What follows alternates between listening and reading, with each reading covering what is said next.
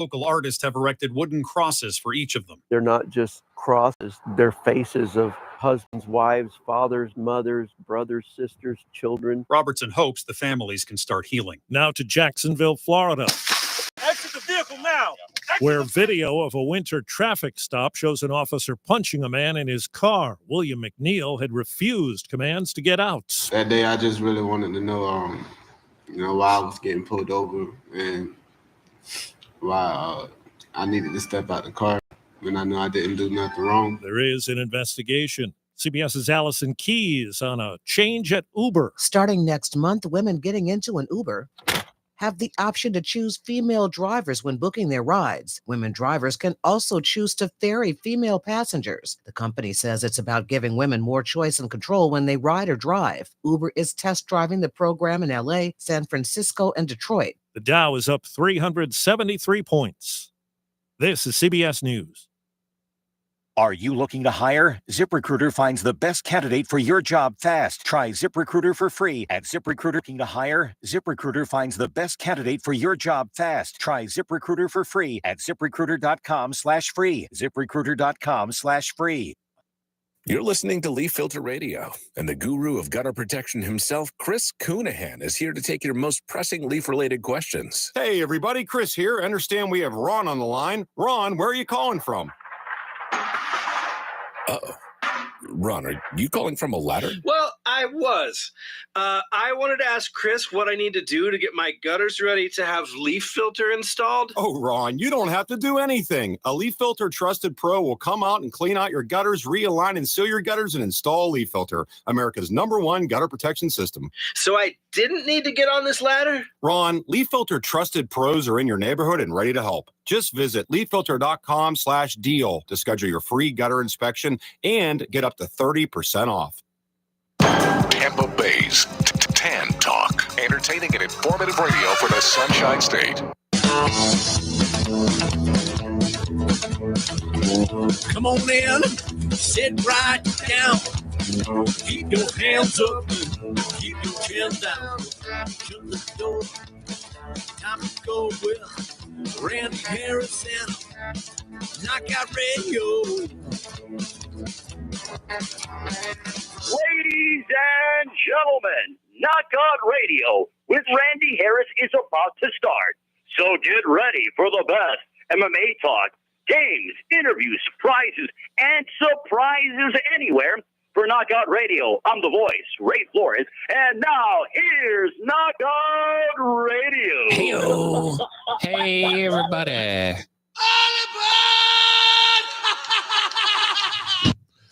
What is going on, everybody? We are back. We are live in the TAN Talk Radio Network studios, broadcasting live as well as on the YouTube channel. Another action-packed show. A lot of actors with the Tampa Bay Comic Convention coming to town next week, scheduled on today's show in the proper order. So we will start with a combat fighter sports related Travis Thompson, the animal, back in the squared circle. He will be towing the line. I believe it's this Friday in Philadelphia. So we're going to get Travis on at the bottom of the hour. Hour number 2, we will start with, since we had Anson Williams on last week, did many things, but obviously very well known from his time on Happy Days. Another one of the cast of Happy Days will be on in Donnie Most. So Don Most will be on, and I did my 30 seconds of research and found out, like Anson, also went into music. And, I guess I should have said, I guess I should have started the show properly. Some RIPs go out. One to Ozzy Osbourne that everybody knows about. And then the tragic drowning of Malcolm Jamal Warner. You know him. Most people would know him from The Cosby Show. I think he was on, I know he's on one of those shows that I do watch. It's like a criminal show, and he plays a lieutenant or played a lieutenant. So tragic that anybody passes away, but those are two very, very famous ones. So, all right, back to the schedule. Hour number 2, like I said, Don Most. We'll talk to him. And then at the bottom of the hour, JT Tilley. JT Tilley runs Slap Fighting Championship. He runs Car-Jitsu. He runs so many of really interesting, strange, off-the-wall MMA, combat related, as well as other things. So we'll have JT Tilley on. But they did their last show where Tim Sylvia attempted to defend, and he was dethroned, and he had lost the super heavyweight title. But they had it in a basketball player's house in Texas. Let me rephrase that. They did it from a basketball player's mansion in Texas. Some of it was pretty cool. Like when they did the introduction, some guy was standing at the front door. He opened the door, and the athlete, and I know some of you don't believe slap fighters are athletes, but they're still combat and have been in combat, obviously, Tim, for starters. So that'll be the second hour. And then in the third hour, how about this? We're going to start with, at the top of the third hour, Chris Titone. Anybody familiar with that name? Anybody familiar with his brother-in-law, Adam Sandler? So Chris, comedian, he's been in a lot of the movies with Adam. Adam tends to, use a lot of the same actors. So we'll talk to Chris about that. But Chris is in the movie that comes out and goes straight to Netflix. It's the new thing now, Netflix, Happy Gilmore 2. So we're going to talk to Chris about that. And then at the bottom of that hour, Doug Jones also will be in town for the Tampa Bay Comic Convention, has done a lot of things. Is in the movie Hellboy, which I guess I should have watched. I've known for about a week that he was going to be on. And, I don't watch movies. But a couple things that we didn't talk about last week, and something that just came out over the past couple days. I'm flipping a coin in my mind to decide which one I want to start with. So let's start with the media and how the media has to put in certain catchwords or phrases or something to get you to respond. If the headline would have just said, Richard Tillman drives car into post office explodes, allegedly, because I don't know exactly wording or whatever. Would anybody have read that? Would anybody have cared? But no, they put in brother of fallen hero Pat Tillman, Richard Tillman. Is that going to change the story? Is that going to, obviously it does, because people are going to, read it. I didn't. I just read the headlines. And it severely ticked me off. I got to be honest with you. And I know that I've talked about this before. When Hoist Gracie, many years ago, tested positive, he was long gone, long out of the UFC. Yet they had a UFC banner behind him when they said Hoist Gracie to try to, connect the two. Ed, you got something? Well, when I saw that article too, I rolled my eyes and shook my head and I said, when does it stop? Really? I mean, it has nothing to do with Pat Tillman and what happened to him. Because he's related, you want to put that needs to be a headline? Well, and again, it's the headline because you and I and a lot of other people at least looked at. Would you? I know I wouldn't have. Would you even have looked at it? Even if it just said Richard Tillman, I wouldn't have associated the two, and it shouldn't be. And I didn't even read on what. Oh, he drove his car and was he drunk or something? I don't know. I didn't read it. Okay, neither did I. And it's like, and I'm having a brain fart. St. Petersburg boxer. It'll come to me. His brother murdered 2 police officers. Yeah, I remember that. And his brother, who was very well liked, he had an autograph signing. It was either that weekend or the following weekend that got canceled because of the brother. Well, what does one have to do with the other? And this is the same story, only in reverse. So now he got penalized because of something stupid his brother did. And in this case, people are going to now read it because it says Pat Tillman, even though obviously Pat Tillman had absolutely nothing to do with it. Well, and it brings up another one I saw maybe a couple of 3 weeks ago. Is former gymnast, Olympic gymnast Mary Lou Retton got a DUI. And my first thought was, who cares? It's her. That's her for business. It's she won some medals and stuff, and DUI is a bad thing. But people have, you can't tell me that some people haven't had a little alcohol in their system and they might have been driving drunk and they don't realize it. And I'm not condoning it, by the way, but I'm just saying that it's not that big of a deal that she needs to go. We need to see her mugshot. We need to see her being arrested and stuff like that. I mean, people are human. But the reason for that, and we both know this, it's click. It's click. People are going to watch. Click. It's clickbait is what it is. Right. All it is. That's all. It's these stupid things on Facebook.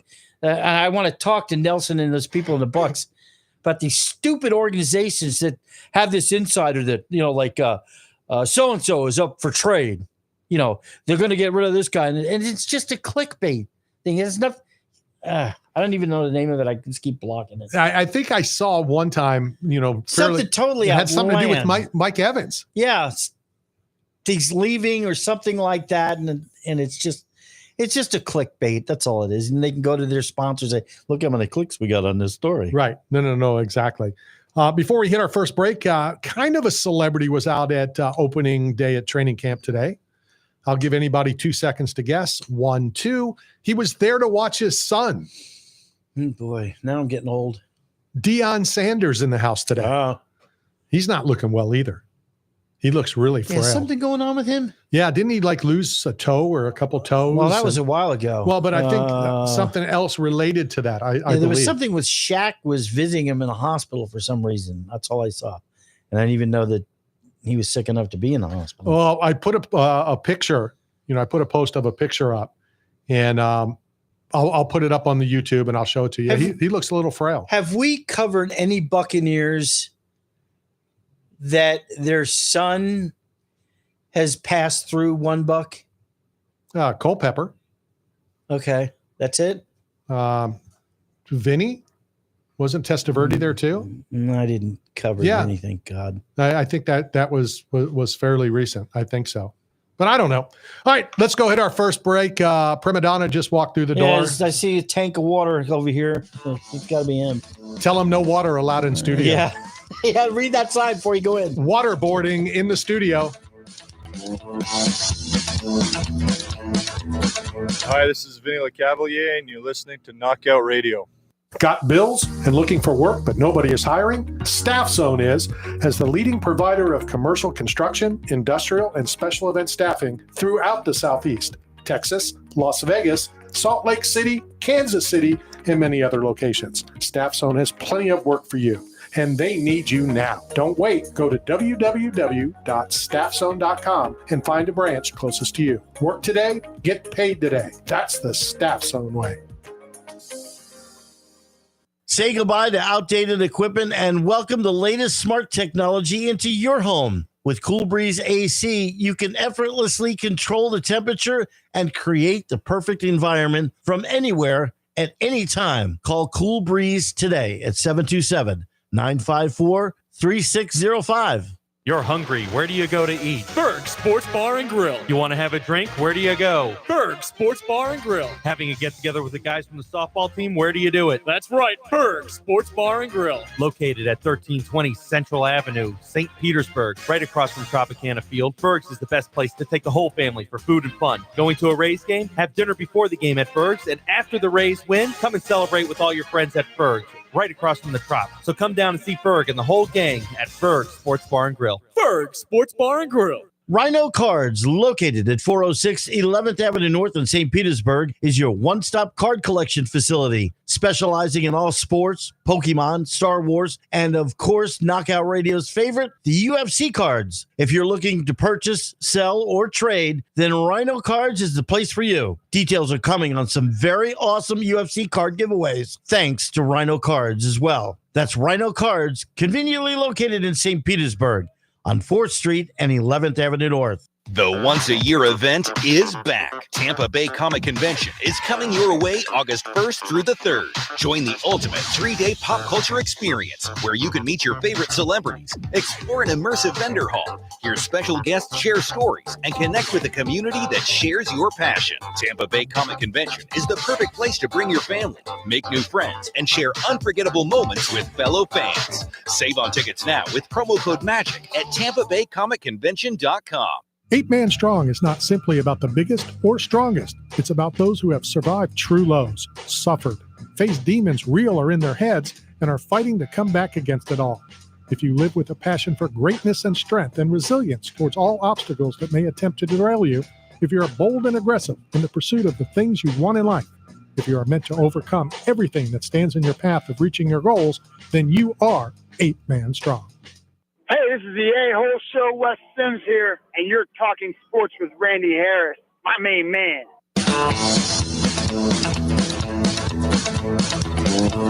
All right, we are back. I'm glad you could grace us. How about I buy you a watch? No, not at all. No, it's the art of timing, Randy. Is that what it is? You gotta arc it. You gotta arrive at the right time. You don't want to be the first guy to set the thing up, the guy breaking it all down. Those people that dwell at events, they're never remembered. And is there a better question yet? Who the hell are you representing today? What do you mean? Who is that? Well, this is the vegan hockey league, I think. I missed that one. Well, I'm not sure. If I quit getting their memos. Well, I'm not sure. Are you expecting a cold front or, Well, I'm not sure if this is long vegan friendly sleeve, or anti-vegan because it's a cleavers. Well, so two cleavers. Why are you cut the sleeves off? And then there's pig, fish. Is there a politically correct word that I could use other than calling him an idiot? Cocks. I mean, roosters. Laundry day? I don't know. All right, here, I got a giveaway. Okay, fine. I'll take off my sweater. No, don't do that. No, don't, because No. you know what he's going to do. I've got tickets to give away to the Tampa Bay have Comic kids watching Convention. this. Oh, And- kids can watch this part. And I have another uniform. I don't know why this keeps cutting in and out. I'm going to give tickets away to anybody that promises, and I'll go videotape it to heckle you on next Saturday. Oh, hecklers are great. As a comedian, But you're not going as a comedian. Well, you are. I am a You- comedian. yeah. I'm always going to go as me. But hecklers are welcome. Come to the Tampa Comic Convention. You can get heckled. Look, I took off my sweater. Now I have a more appropriate Yeah, you look, uniform. a little bit more normal. Now you're a steroid taking biker. Well, natural. Cyclist. But look, I have 3 pockets in the back. I can keep my keys, my cell phone. Like this is a very functional Your stash. outfit. My stash. This is a great outfit. Ed, I think this would change your life. You could carry your business cards, keep all your medical ID Sign me information. up. Sign me up, yeah. Oh my God. What's up, fellas? It's good to be back. Why? Where were you? Well, I was on my way here. And I'm now here. Do you need a watch? A watch that works. I know that you have a watch that's broke. Watches aren't for telling time anymore, are they? I don't know. I don't wear a watch. They're for fashion. I mean, Ed still has a Timex. Where was I? I was just somewhere very recently where dude was wearing a watch on both hands. Well, that's stupid. Well, of course. Now, if somebody asks me what time it is, I'll look at my watch. If I'm holding my phone, I'll say, well, it's, I'll look at my phone. But if I don't carry my phone in my hand everywhere I go. So naturally, I still wear a watch. In the words of the moron to my right, get with the times, dude. Carry your phone everywhere. So that's what we youngins do. So the rapper, he actually wears 2 watches on the same arm, but each one of them's worth the price of a house. They're APs, they're Audemars, and they're worth $250,000 each. Could it be worth one of the 3 Henry Winkler leather jackets? Ooh, that's a collectible. Well, we're going to find out when Don Most is on, if he got anything. Really? So today, Donnie Most, Ralph Mouth, from back in the day, before your time. Okay. A singer, a songwriter, a producer, a director. So he did a lot as well. He'll be here next week. I wonder if Donnie knows all the things that Anson turned down. Well, I'm definitely going to be interesting. Yeah, I'm definitely going to tell him. And you know what would be funny is if he says, yeah, I was standing there and I took what he didn't. Could sell him to Anson. Right. Now that the jukebox that would have cost Anson $1,000 is probably worth $200,000. So is memorabilia still a big thing? I mean, because you guys are in the sports world, the memorabilia, like, is it still as hot as it used to be? I was at Rhino Cards yesterday, and he gave me a box or 2 to open, and I'm going to wait. We're going to wait until they do these buybacks. So last time it was a WWE buyback of one of the Usos and Gunter. And whoever won, Topps would buy the card back for like $40. Okay. In trade, in value to them, and you're supposed to, reinvest. So we're going to wait to find out what the buyback card is before we open these boxes. And what I'm going to try to do is get whoever the buyback is on the show. Okay. So we can do it live with this person to see if a buyback comes. Yes. Somebody later than you? Yes. Yes. Yes, yes, and yes. Oh, validation. Oh, Leslie Lacey, welcome to the program. We are changing the name of the show to Fashionably Late. Unprofessional. I think there are some shows called professional. We can buy her a watch. Yeah. Where's your watch? Do you not have a watch? I do not have Hold on a second. It's just make sure you sit in the seat with your back to the camera. Yeah, the back to the camera. That's your best side. There you go. Oh my God. Where's your sweater? Hey, Chuckles, sit in this chair. Yeah. Oh my goodness. Wow. I hate to say it, but you are the best looking of the three. So at least, let the camera From see behind. She didn't notice the name tag on the back of the chair. Definitely. Does the name here? Does the name on the back of the chair say dummy or late or? I'm gonna get it. Mine says star. I don't know what that means. Good to meet No, you. yours is moron. Yours is late. Oh God! All right, what's your excuse? Yeah.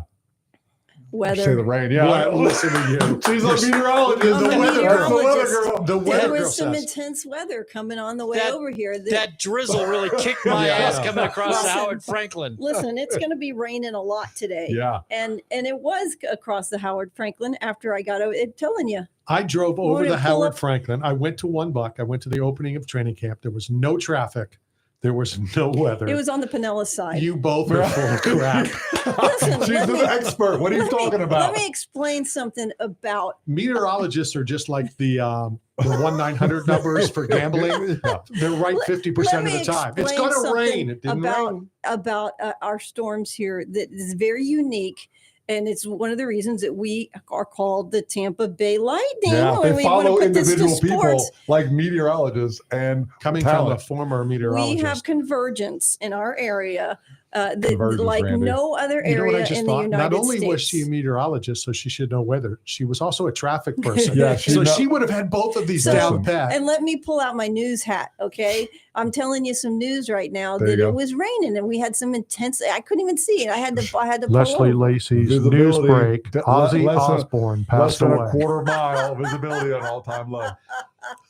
Anyways. Yeah. So that's why we get the thunderstorms here. The sea breezes come in. Are you from both afraid to coasts. drive in the rain? I get nervous about driving in Do the you rain. really? I don't drive like- faster. Are you serious? Yeah. Listen, I'll pull over and fall. Well, here's the thing: because I was a traffic reporter for so long, I've seen so much as far as collisions are concerned. I won't ride a motorcycle, and I started in LA. Remember, like the traffic capital of the world. So I'll pull over in fog. I'll get off the roadway if it rains too much because I don't like to not see. Speaking of riding motorcycle, Yeah. should I break who our guest next week is? Yeah. Oh, Evil Knievel? Who? Shut up. What? Robbie Knievel. Robbie's Yeah. dead too. Steve. Did you see him? I don't know. You were at the Just- villages. I was- Did you, I did was you run looking for across him. him? I'm just going to turn his mic off. That's all there's to it. Just turn it off. I was looking for Steve on the villages. We're gonna have a medium. We're gonna have We are we're gonna gonna get have- a medium that goes in onto the other side, so Matt can talk to Evil Knievel because he's passed. If you believe that, I'd do it because that was my guy. But anyway, we're going to have somebody on next week. I'm very excited about it. This person rides motorcycles. This person is a kickboxer. This person was on two of my favorite shows back in the day before you were born. One was called Jag, Oh yeah. and the other was called Army Wives. Oh. So next week, who will be at the Tampa Bay Comic Convention, Catherine Bell will be on. Oh. okay. All right. Good. Should I say it? One of her people? Is she my people? She's one of your people. Because I was going to say when you were starting to say, I do motorcycles, all this, I was thinking it was a guy, and I was going to say, yeah, is he single? No, she's not. No, she's not. I can't imagine she would be. So Uh, she's family. She's my family. family. Yeah, Oh, exactly. that's exactly. hot. That's good stuff. I Yeah. love that. So Catherine Bell, who's did numerous things. What else did you say when you Googled her? Ed? Bruce Almighty, the movie. Bruce Almighty. Oh. She did. Oh, that was with Jim Carrey, right? Yeah. Yeah, that was a good one. Jim Carrey was 2003, I think. That was. Almighty. Carrey was Almighty. He was. He does some great caricatures now, political caricatures. He's brilliant. Okay. Let's run down the show again for everyone who's tuning in and showing up late. Coming up after the bottom of the hour, our buddy the animal, Travis Thompson. He Nice. fights this weekend. Hour number 2 from Happy Days and from a lot of other things. I know him as Donnie Most, but when you Google him, it's Don Most. So Don Most will be on. Oh, that'll be great. JT Tilley, who runs Slap Fight Championship, Karjitsu, all that other stuff. They did the fight. Tim Sylvia lost his title last week, but they did it in, and I forget who the player's name, in his house. Okay. The whole show was done in this dude's castle. Okay. Because it certainly wasn't a house. All right. So JT Tilley will be on in the second hour. Finishing up hour number 2, Chris Titone, who character actor, comedian. He is in Happy Gilmore 2, which comes out, I think it hits Netflix on Friday. You know, those are tough. Do you think it's going to be better? Those No. are always tough. It can't be. Yeah, you know. Dumb and Dumber is way worse than Dumb and Dumber. In fact, the only movie I think, when I think of all the sequels, the only movie I got one. I know, I wonder if we're the same one, Star Trek. No, never saw Star Trek. Godfather. Never saw Scott. Godfather 2 is better than the original. Like, so sometimes the sequels are better. But very rare. I don't know about call that. it even. But I call it even. But this hurts me to say this because of an incident, and I've talked about it with Miles Teller and my brother on an airplane. Yeah. Top Gun 2 was pretty good. Oh, yeah. Surprisingly good, because I expected, how can you top the first Top Gun? Yeah. Okay. So the reason that you can top the first gun is basically because of the special effects that we have now that we didn't have back in the 80s. So that's a tough one. You know what I mean? We had moon landing footage. We had the same technology back then. The beauty of Top Gun 2, I don't know if this is I don't know if this is a legend or if it's true, but did the United States of America reach out to Tom Cruise and thank him for Top Gun 2? Because that's the exact same thing that they just did when they went over and bombed. You know, I noticed that too. It's the exact same thing. That was almost a blueprint. It was. I watched it again, and I didn't pick it up while it didn't happen. I hadn't watched it since the bombing in bomb Iran. But when Maverick 2, I watched it, and I'm looking, and they have to attack Iranian sites, and they have to fly under the radar, and then they got to drop these bombs that go underground. It was exactly like the movie. Wow. Except I have a feeling they only knocked out a little bit of stuff. I They don't moved the think stuff out nothing before is they even bombed it. annihilated. Well, Anybody who believes things are annihilated. As our Secretary of Defense says, here's a shovel, go look for yourself. And then finishing out the third hour, what I say, Hellboys, I think he was in, and quite a bit else. Doug Jones will be on. So hopefully one of the two of you watched Hellboys. No, I haven't. All right, I'm sorry. I hope one of the three. It's Hellboy, isn't it? Hellboy. Hellboy? Yeah. The movie? Yeah, the movie? Or okay. With that freaky looking dude? Yes, yeah, that's great. He looked too sweaty and I dirty. think he's the freaky looking dude. Oh, okay. I mean, Well, he's I'll the stay one out in of all that. the character, Yeah. I'll stay out of that. He's Hellboys, and I thought, was there a sequel to Yo, Hellboy? boy. Yeah. I thought I was, who's the dude with the big clock? Oh, Flavor Flav. Yeah, I thought I was Flavor Flav. Boy. Yeah. So, all right, bottom of the hour. Let's hit a break. Then we got to get a hold of Travis Thompson as he gets ready for action. Our buddy, the animal, when we return. They're late, and now they're leaving. It works out perfect.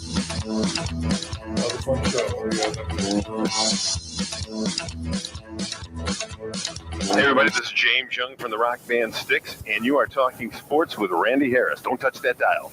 8 Man Strong is not simply about the biggest or strongest. It's about those who have survived true lows, suffered, faced demons real or in their heads, and are fighting to come back against it all.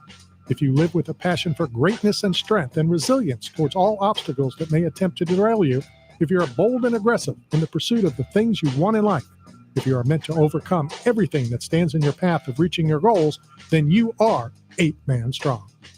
Experience the charming Country Depot gift shop located in the heart of downtown Brooksville, located at 36 North Broad Street. From sports memorabilia to antiques, from handbags to one-of-a-kind art and decor, the Country Depot has it all. Check them out at countrydepot.com, Country Depot on Facebook, or stop by the store at 36 North Broad Street in downtown Brooksville.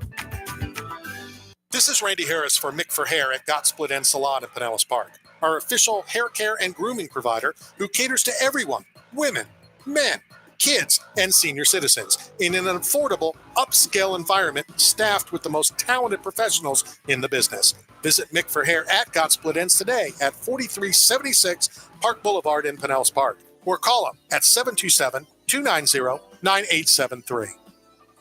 Check out fantasypets.com, where fantasy meets cutting-edge technology. We create breathtaking 3D printed fantasy creatures that captivate hearts and minds, from the T-Rex to the dragons and the shark to the crocodile. Every fantasy pet is a testament to our dedication and precision and quality. You can request custom designs and bulk pricing as well. Go to fantasypets.com. That's fantasypets.com.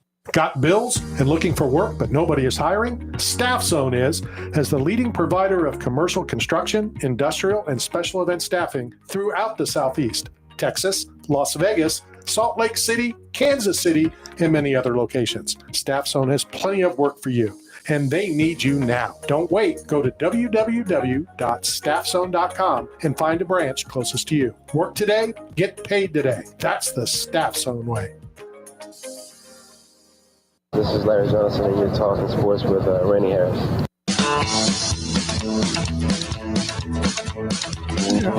All right, we're back hanging out here in studio at the Tan Talk Radio Network. This is Knockout Radio.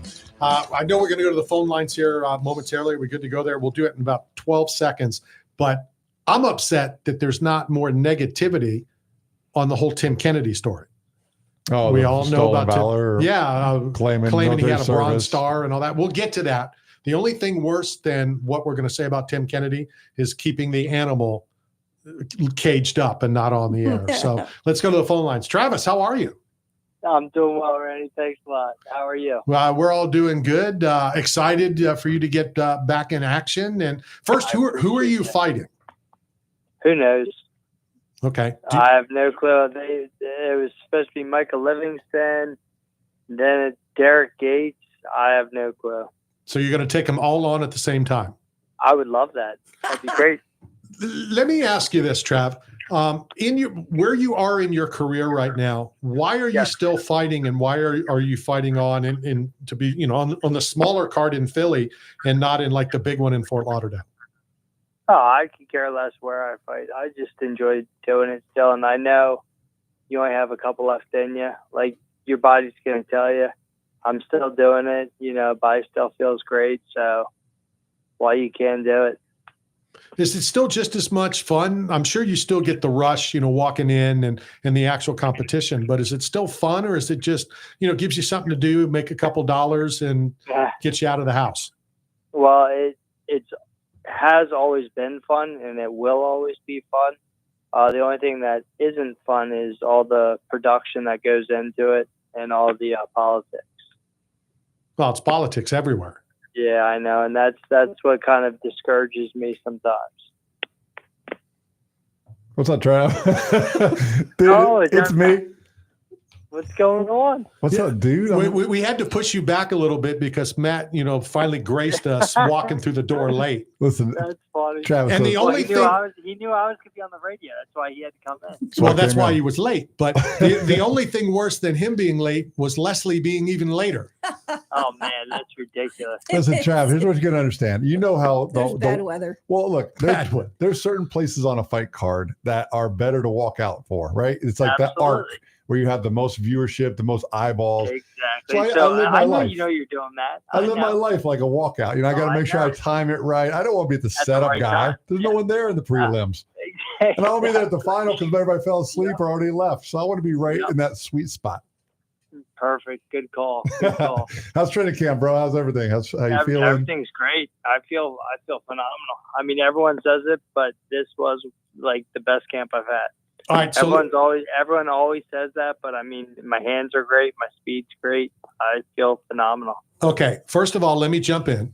My good friend Tim Sylvia has told me, and let's see how honest you're going to be right now with 2.5 of your closest friends. Well, really 2. Leslie and Matt equal 1. Here's the whole audience right here. And on the other one. You wouldn't believe how many people are on the YouTube right now. So first of all, Tim Sylvia said the most hated question of all time to ask a combat fighter is, how is training camp going? because if it stunk, you're certainly not going to say Yeah, it. you're not going to say it. If right. it's back, so don't play it off like that's a great question, Matt. Yeah, Thank training you. camp was awesome. I'm a veteran of this sport. Oh, it's the best camp I ever had. Right. No, I you know me. I could care less. If it was a crap camp, I would tell you it was a crap camp. I could care less. Do you think I really give a crap if someone else is listening, like an opponent is listening and figures out what I am or am not doing? I could care less. The second thing I want to throw out, and then Matt can bore us, is that the difference between you and, I was going to say Matt, but really both of them, is you're a professional, because anybody else who would have just been on would have used those words that you didn't use when I know. You used the word crap instead of Matt. Instead of ship. Right, ship. Oh my God! Exactly. I know the What do word. you want me to say, fellas? You want me to like instead of like, "Hey, how's like you?" I'm like, "Hey, how's your bad elbow, Travis? Is still bothering you?" Like, what do you want me to say? Exactly. Well, Travis don't care. So if you know that he has a bad Wouldn't elbow, bother me. yeah, What let's if talk you just about it. make up injuries? Like, hey man, how's that L2 vertebrae doing? That you know, like, You know what I I would like don't to even know? know. I don't even know what an L2 is. I would like to Me know either. what constitutes a crap camp versus a good camp. She's trying to get back on the professional side. Good job. All right. I'm trying. Leslie guys. just leapfrogged Matt. Well, next time, just show up early, or at least on time. Oh, At least That on would show time. you're professional. oh. So seriously, you know what What is the difference? What is the difference between what you would call, a really crap A camp good versus a camp and a good? bad, yeah. Yeah. Well, there's a lot to it. So you have to worry about your coaches, sparring, any exercises that you're doing. You know, one coach might do better than another. Sparring partners might not be good. There's a lot that goes into your camps. Your weight cut could be hard. Everything was good for me this fight. I think really the most important question is, since you don't give a crap, and so we won't give a crap. I want to know what suit. Are you got to go out and buy another new suit? Or are you going to, retread an old suit, or what are you going to wear? I think I'll retread the blue one. I like wearing my blue one, checkers on it. Travis comes styling and All right. profiling. You have to. hold on. I remember there was a royal purple outfit you had one year. Oh yeah, that's right. That was a fly. That was a fly like fight kit, bro. I always have good suits. Yeah. Got to. We're in Miami, and Travis comes up to us and says, "Oh no, I forgot my suit. Let's go to Macy's." And he's like walking through Macy's. To get a suit, that was hilarious. Oh man, it's funny, but that's the thing. Other people don't bring that to the table. They come in their jeans, whatever. You know, I always look a 10. You got to look the part. Talk to us about the fact that it is in Philadelphia. The fight's going to be in your backyard. Does it add more? I know family can now go, or more family can now go. I'm sure some, have gone out on the road, but, more friends, more family, in the audience. Do you block that out? Do you not care? Or like your typical answer, you don't give a crap? Well, you're not supposed to. I honestly, I love everyone being there. Don't get me wrong. I enjoy it. I enjoy hearing it walking out. I enjoy it afterwards. But when you're in the ring, when you're fighting, if you're tuning into that, you're not tuning into your opponent. And you shouldn't be doing that. You should always be 100% on your opponent. And that's what I always try to do. What are you thinking as you're walking in? I've been told a lot of different things. And a couple fighters have said, listen, let's be honest. If you're not a little scared, you're not telling the truth. I mean, that's not true. Well, and I was going to ask you, because I don't think you're scared of anything other than having to spend an hour with Matt. Yeah. Especially we're in the sauna together. Hey, what you guys do in your own personal time is between the two of you. It's like that was like the army wives, like no, don't ask, don't tell. No, I know. Yeah, we're not supposed to talk about sauna time. No, to be honest, no, it never bothers me. I'm not scared. You shouldn't be scared. I mean, I've done it too many times to be scared. I know what to expect. I'm not concerned. I know what it is, Randy. This time I don't want to hear about your sauna stuff. This time on his way out, he's going to think about walking out. He's going to think about this conversation, about the timing of the audience to make your entrance into an arena. So that's what he's going to think about on this walkout. Yeah. So Nate's going to say, Travis, come on, walk. And you're like, I'm not No, ready yet. we've already done this. And I told the DJ, I said, you start the song at this time. If you do not, I will wait until it gets to that point. And Nate's like, you have to go. I said, no, I don't. I told him what to do. He didn't do it. You guys can wait. So Trav, I worked a commission fight not too long ago. Actually, no. It's always about Matt. No. But one of the fighters. Absolutely, we know that. Right. Well, somebody needs to entertain. But listen, but back one of the fighters had no walkout song, and it was done deliberately. So the audience stayed like quiet. There was no music. There was no background music because the DJ had to play nothing, and everyone in the crowd was talking about how that guy had no walkout song, and everybody knew who it was. Oh, I can't remember who it was. I was going to say, who was it? It worked really well, so I couldn't remember who it was. Everyone knew who it was except Matt. I don't remember who it was. Brilliant marketing. But it was great for the moment. Great story. Yeah. Rumor has it that the last time Matt was working as a commission, he was in the parking lot putting people on the G-Net. Oh, I was in the locker room. Makes sense, yeah. Bro, that does make sense. No, true story. I saw this guy and he looked familiar, and he's like, hey, you're the dude that works out and gets jacked on pizza. No, on pizza. No, tell the rest of the story. Tell the whole thing. What did he say next? Yeah, so he's like, I know you threw like the old guy with the radio the thing. old radio guy. And I'm like, yeah, Randy. I was like, Randy's been like a grandfather figure in my life for like 20 years. And so then, but then we just started talking. I started showing GNAT stuff and showing him grip control and like how to cycle off his 3 fingers, like basic, GNAT stuff. And then I turned out it's King Mo. And I'm like, oh, I was like, all right. So now when he comes to town, we're going to start training. Rashad's coming. That's so awesome. Come down, bro. We'll get the band back together. Oh, no doubt. We'll get some training in. Spend some sauna time. That's right. Sauna time. Right. Don't ask, don't tell, but we can wonder. Well, no, I'm not even going to wonder. But do you have to book, special sauna time? Do you have to book it so it's private, or how does that work with you guys? Absolutely. Listen, you know what it is, Randy? After the candlelit dinner, all that stuff, Look, my wife does try to make you like Brazilian steak, but you always decline. I can't. Always I'm always losing weight. The discipline, the professional in you won't sabotage yourself. So I respect the hustle. I respect the career and the craft to the fight game. But yeah, man, I guess, it's like Randy. He has a little small circle of trust. And when it comes to like my sauna. And Travis, you're in it. Matt's not. But very few people have ever been in my home where my family lives. Like very few people I would welcome into my house where my kids are. Yep. And you're one of those people that I've met in the fight game that means the world to me. And that's why like I come to Philly when you guys fly in. I love coming to see you guys whenever I'm in Florida. It's the same thing. It goes side to side or hand in hand. But here's the truth about that is he just, blew a whole bunch of smoke up your butt. I've been in his house, so that proves that story's not true. Bro, you're part of the circle. No, but what's funny though, Randy? That wasn't his house. It was his neighbor's house. Technically, it's my wife's house. I'm just passing through. That's right. It's definitely. I live in the sauna now.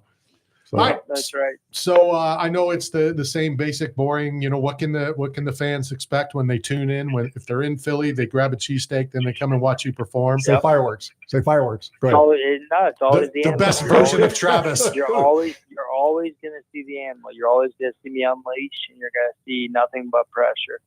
You're gonna make this. And I'll make this guy fold. The only problem that I have is, I like when there's bad blood, but you don't even know who you're fighting. So how do you know if there's bad blood? Do you think that matters? I'll make bad blood. You'll just make it all in my head anyways. Have you ever fought somebody that you do like and you had to convince yourself you don't? Yep. That was Reber. I love Reber. Reber's my boy. That was tough. I didn't want to. That was a tough camp for me. We both did that because we both got in the ring and neither one of us was backing down. And that's normally when I get in the ring, that switch is flipped. And there's no turning that switch off. And as soon as I got in the ring, I stared him down. He wanted to stare me back down, and we knew we were going to be in for one. Travis, I didn't watch that fight because I couldn't. I cared so much about you and Travis, equally. I couldn't watch. He is Travis. Hey, idiot. He is Travis. Yes, I know, but I couldn't. But Randy had the courage to do it with Matt Trigg and Matt Hughes. God, Frank Trigg. Frank Trigg. You need to take this a step back. Who It's is Frank Trigg, Frank not Trigg and Matt Matt Hughes. Trigg. You But- idiot. but you were equal. Matt always puts himself into everything. Yeah. So it's No, Matt but Trigg. listen, like Randy actually watched the fight, and like even though he's torn and he had turmoil, I couldn't even watch it. I still haven't seen that fight, bro. Hey, Travis, I got a well, question. I got a question for yeah. you. When you talk about, the stare down that you guys do, do you feel like your mental toughness really hits its heightened? Do you feel like it's Spit it before out. you go in? I'm just kind of wondering, like, the top of your mental toughness. Is it Well, I've before the already fight or in the done fight? this to the guy. I've already done this to the guy at the weigh-in. Anytime I've seen him in the hotel room, Okay. he already knows he's my female dog. So Is that- pretty much Is when that I get allowed in the ring- sauna? What, female dogs? Yeah, we allow female dogs in the sauna. The more the merrier. So when I get in the ring, I'm just reiterating what he already knows, that I'm gonna hurt him. So it starts in well for it. before the ring. Oh, yeah. definitely. Most of my entire camp, I'm imagining, like Randy was saying, it's unfortunate this fight because I don't know exactly who I am fighting. But the entire camp, you're supposed to be imagining what you're going to do to this person, how you're going to do what So you're going to do to this visualization. person. Yeah. So Trav, And then when I get in that ring, I get right in their face, which actually most people don't know this, but when you get in the ring, you're not allowed to go past midway. You have to stay on your side of the ring. You're not allowed over. I immediately, every single time I get in the ring, I walk right into their face, Oh, I love it. which you're not allowed to do, but I do it anyway. Do they find you? What do they do? They just, okay, that's the animal. We'll let them do it. Well, that's pretty much what it is. They know it's me. I'm not really going to do anything. Like, right. yeah, it's Travis just being Travis. Nothing? No, you're good. No, you said you had this finally a decent question. I did, but I was I Embarrassed. lost it. Yeah. I lost it. Yeah, you're embarrassed. All right, Trav. We appreciate your time. I know it's I appreciate you guys. it's fight week, and we're excited for you. We're excited for you to have a Thank good time and beat them up and beat them up bad. Oh, actually, Absolutely. You hold got on. it. I do have a question, Travis. Oh my God! Like, What's so that? when you're talking about visualization and manufacturing that, that energy from within, are you like Rocky, where you have to have a picture? You hang up a picture in the room, or Who's hold on a second, pictures, Trav. Hold on one sec. Whose picture did Rocky Balboa hang up on the mirror?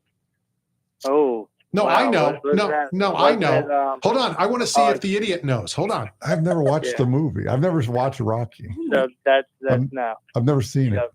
Is it Ali? It's Clubber Lang. but Oh, that's okay. interesting. Yeah. Well, who Okay. do you That's have a the one that- picture? Do you hang up? Yeah. Trav? No, I don't need It's of the that. sauna. It's all in my head. Yes, in the sauna. Everything's in my head. I already have everything visualized as to what I'm gonna do. That's how I conduct my business. The only thing that's unfortunate with this one is I don't know who I'm fighting. Yeah, the picture will be blank. That's what you There'll should be no image. It'll just be a frame. Just put like an undeveloped film. Yeah, you know what I'm doing? I may go to Walmart and just go get a frame with like the family in it. Say, yeah, okay, I guess we're fighting that guy. Call the police. I'm doing sketch artist. Have them like sketch you out who you think it might be.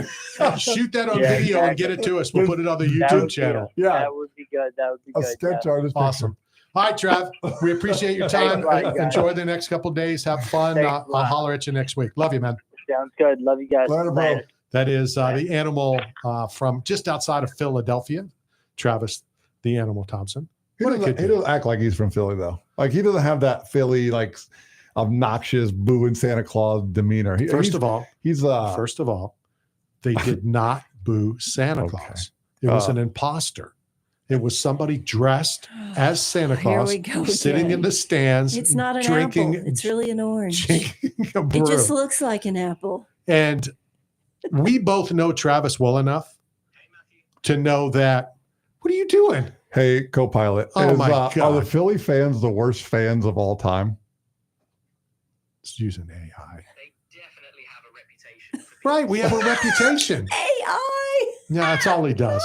Yeah, but they all do. The Raider Did fans. Phillies boo Santa Claus to the Philly fans. Hold on. Okay, that He said, And do they boo Santa Claus? Oh my God, this is. No, he said, thank you, co-pilot. Thank you, co-pilot. AI. That's not what he said. He said, yep. oh, yeah. Oh, yeah. They are the worst fans. Because he's Scottish. He went, oh, yeah. Right, but he's not saying, oh, yeah, they booed Santa Claus. No, that's Scottish for yes. I know what oh, yeah means. He's like, Haven't you he watched likes Outlander? Kool-Aid. Yeah, he loves Kool-Aid. He's like, Watch oh, some yeah. Outlander. Aye. Santa Claus was in the North Pole No, he's on with break. his elves. Did you ever know about PTO? He was off that week. Santa was in the Oh, you think it's a workshop. job? You think he has a... He was in the workshop with the elves. This was an imposter dressed as Santa Claus in the stands. You think Santa Claus is going to sit in the stands? Not for a Philly. Exactly. Okay, so you got a good point. Now I'm understanding. So because they couldn't get Santa because they would have murdered real Santa, they decided to boo something that looked like Right, Santa. exactly. So it's still terrible. Okay, No, it's it's still not. terrible. Yes, They it booed is. Mike Schmidt. If they boo Mike Schmidt, that's like booing Jesus. They booed. I've talked about this before. They booed little Zach Dalton. Yeah. Darren Dalton's little boy, when he was like 6 years old, Lynn Austin told me the story, goes up there to Swung throw and a out miss. the first pitch. And Darren wasn't even having a bad season. He was like, it was okay. It wasn't like he was batting 400, but it was still good. What was he batting? I don't remember, but it If was he wasn't not a batting bad. 400, what's he hitting? 120? No, it's probably like around 3. I don't know. I don't remember. But I mean, Lynn AI told me the knows. story. You wanna ask him? His ex-wife told me the story. Zach gets up there and they boo Zach. What was Come Darren on. Dalton hitting in 1986 on September 4th when, what's the kid's name? Zach Dalton. When Zach Dalton was in the audience. Did you hear that, No, when he co-pilot? threw Can out you the answer first it? pitch, he was probably in the 116. audience a lot. Yeah, well, I'm sure he was. You got to say. Or if when he Darren was threw having a out- bad season, when he wasn't in there very threw much. out the first Right, pitch. say it again. What was the batting average for Darren Dalton When his son threw out the first when pitch. his son threw out the first pitch? Who is Darren Dalton? 245. No, he finished it. It wasn't his. Yeah, that was his whole final. career. That was cool. Yeah. No, I know. That was I that one understand. game. Thanks, co-pilot. You're Yeah. saving the show. Thank you, buddy. I mean, I know robots were going to replace Randy Harris at some point, but I didn't know it was today. We are all in trouble with AI. I tell you what, man. It's smart. It It's is so smart. good. But here's the problem. Listen, AI is really wrong. Like I Allen asked Iverson, another Philadelphia. artificial intelligence, AI, Another- artificial. Another player that played in Philadelphia. He's not, I don't believe he's from Philadelphia. I think he's from like Virginia. Isn't he? Is he? I thought he was asked from New AI York. about Tony Dungy. I had a question about Tony Dungy. You know what AI came back and said? And I knew that I was just testing it. AI came back and said, Tony Dungy recruited Marvin Harrison and was a longtime coach of So in other words, they're wrong a lot all too. wrong. They said he recruited Peyton Manning and he said that he was a longtime coach of the Colts instead of the Buccaneers, and which we know he did both, but it was so wrong, you guys. So There you was- can't trust AI right now. It's There still was also growing. another goof, but that was locally here. The Bucks. Would you shut that thing off? He's listening to you talk. He's like, yeah, we can definitely mess up. Let me just turn this mic Right. off. That's all. That's what it's doing. Ed takes God, what control. were we saying? What were you we can- saying, Ed? Now we can get back to intelligent conversation. Okay. But there's some clips out that Born a Buccaneer. You can find them on YouTube, I think. And Todd Bowles says, to Tony, because he had Tony Dungy with him. Yeah. They were going over the defenses and stuff. And Todd Bowles says, this team from the beginning was built on defense by picking Leroy Selman at the first. Yeah. And then you brought in and drafted Mike Allstott, not Mike Allstott, but Derek Brooks and Warren Sapp and John Lynch. And Derek Brooks, John Lynch, Rondé? Warren Sapp. Rondé? No, I'm sorry? hang on. He said Warren Sapp, Derek Brooks, John Lynch. Those names. Sorry, Yeah, but he did not. Right, he did not. That Oh, he was said he under Rich McKay and Wild Sam Weiss. Sam Weiss. Oh, that was under McKay. No, well, McKay was Yeah, well, Leroy Selman. McKay's another one that belongs in the Ring of Honor. I'm sorry, but he's the one that put all these names in there. You have to remember John Lynch was 92, I believe, and then Sapp and Brooks came on in 95. Right. No, Yeah. that's And that's really why- great that's trivia. why- A lot of people why do my- associate that with. That's why my argument when Dungy. everybody says that it's like you idiot that Tony Dungy's team won the Super Bowl And- because that he didn't draft those guys, but he gets credit for that, which he didn't do. Another name, Chidi Ahanatu. was also drafted. Is that name allowed to be said? Yeah, not the name. Not when you bring up Sapp. Yeah, are they still fighting over No. squabbling? No, it's supposedly over. It's supposedly Well, that's squashed. good. It was a while ago. You know, well, it wasn't a while ago. It was A couple years ago, right? It was Do you as recent as like 6 months ago. Do you remember when he got that big? We got a decent contract to renew, and he had that place right off of Saks. the bridge, Saks. Yeah. Somebody put 2.5 in front of it. Because he got the big contract, and that year he only had 2.5 sacks. Somebody put a sign in front of it that said 2.5. I'm not commenting. He already hates me enough. Aw. That was a good day. But no, it supposedly has been squashed. Chidi finally has let it go, which he needed to. And Warren's Good. long past it. Is John in the Ring of Honor? McKay. No, he's not. His father is. John McKay. Oh, Yeah, sorry. John is John, dad. yes. Yeah, I'm yeah, talking you're about Rich McKay. No, but Right. I just I remember wondered Rich John's McKay. in there, right? Yeah, John okay, is good. McKay, good. Which I don't know why he is. Oh, come Oh, come on. He has to. Yeah. Just because of his liners? What are you No. kidding me? The first. No, should we turn his mic back on for a little bit? Just for a little bit. Ed, Just for a little bit. take it from here, Ed. School But him. John McKay brought a team from nothing, a bunch of crap, Yeah. within 3 years to the NFC Championship game. Thank you Back to very crap. much. And his liners were great. His I'm liners. sorry. Because there are things that he said Yeah. back then you could not say today. Or not play. Like my favorite one is not the one about the offensive line. But somebody asked him, he said, well, you've lost 4 games in a row. Does this mean you're out of the playoffs? And John McKay's response was a couple of plane crashes and we're right back in this. My favorite one is when they asked him, what did you think of the team's execution today? And he said, I'm all for it. What do you think of the execution of your offensive line? I'm for it. Listen, totally. Hey, and here's the thing: like he made what was a terrible situation relevant. I'll say that by his line. You know what else would be? You know what else would be a terrible situation if we don't get to this break Well, at the top of we've the hour? proven we can't play on the road or at home. We'd like to find a neutral spot. All right, 1 hour down, 1 hour, 2 hours to go. Don Most when we return from Happy Days and a whole lot more.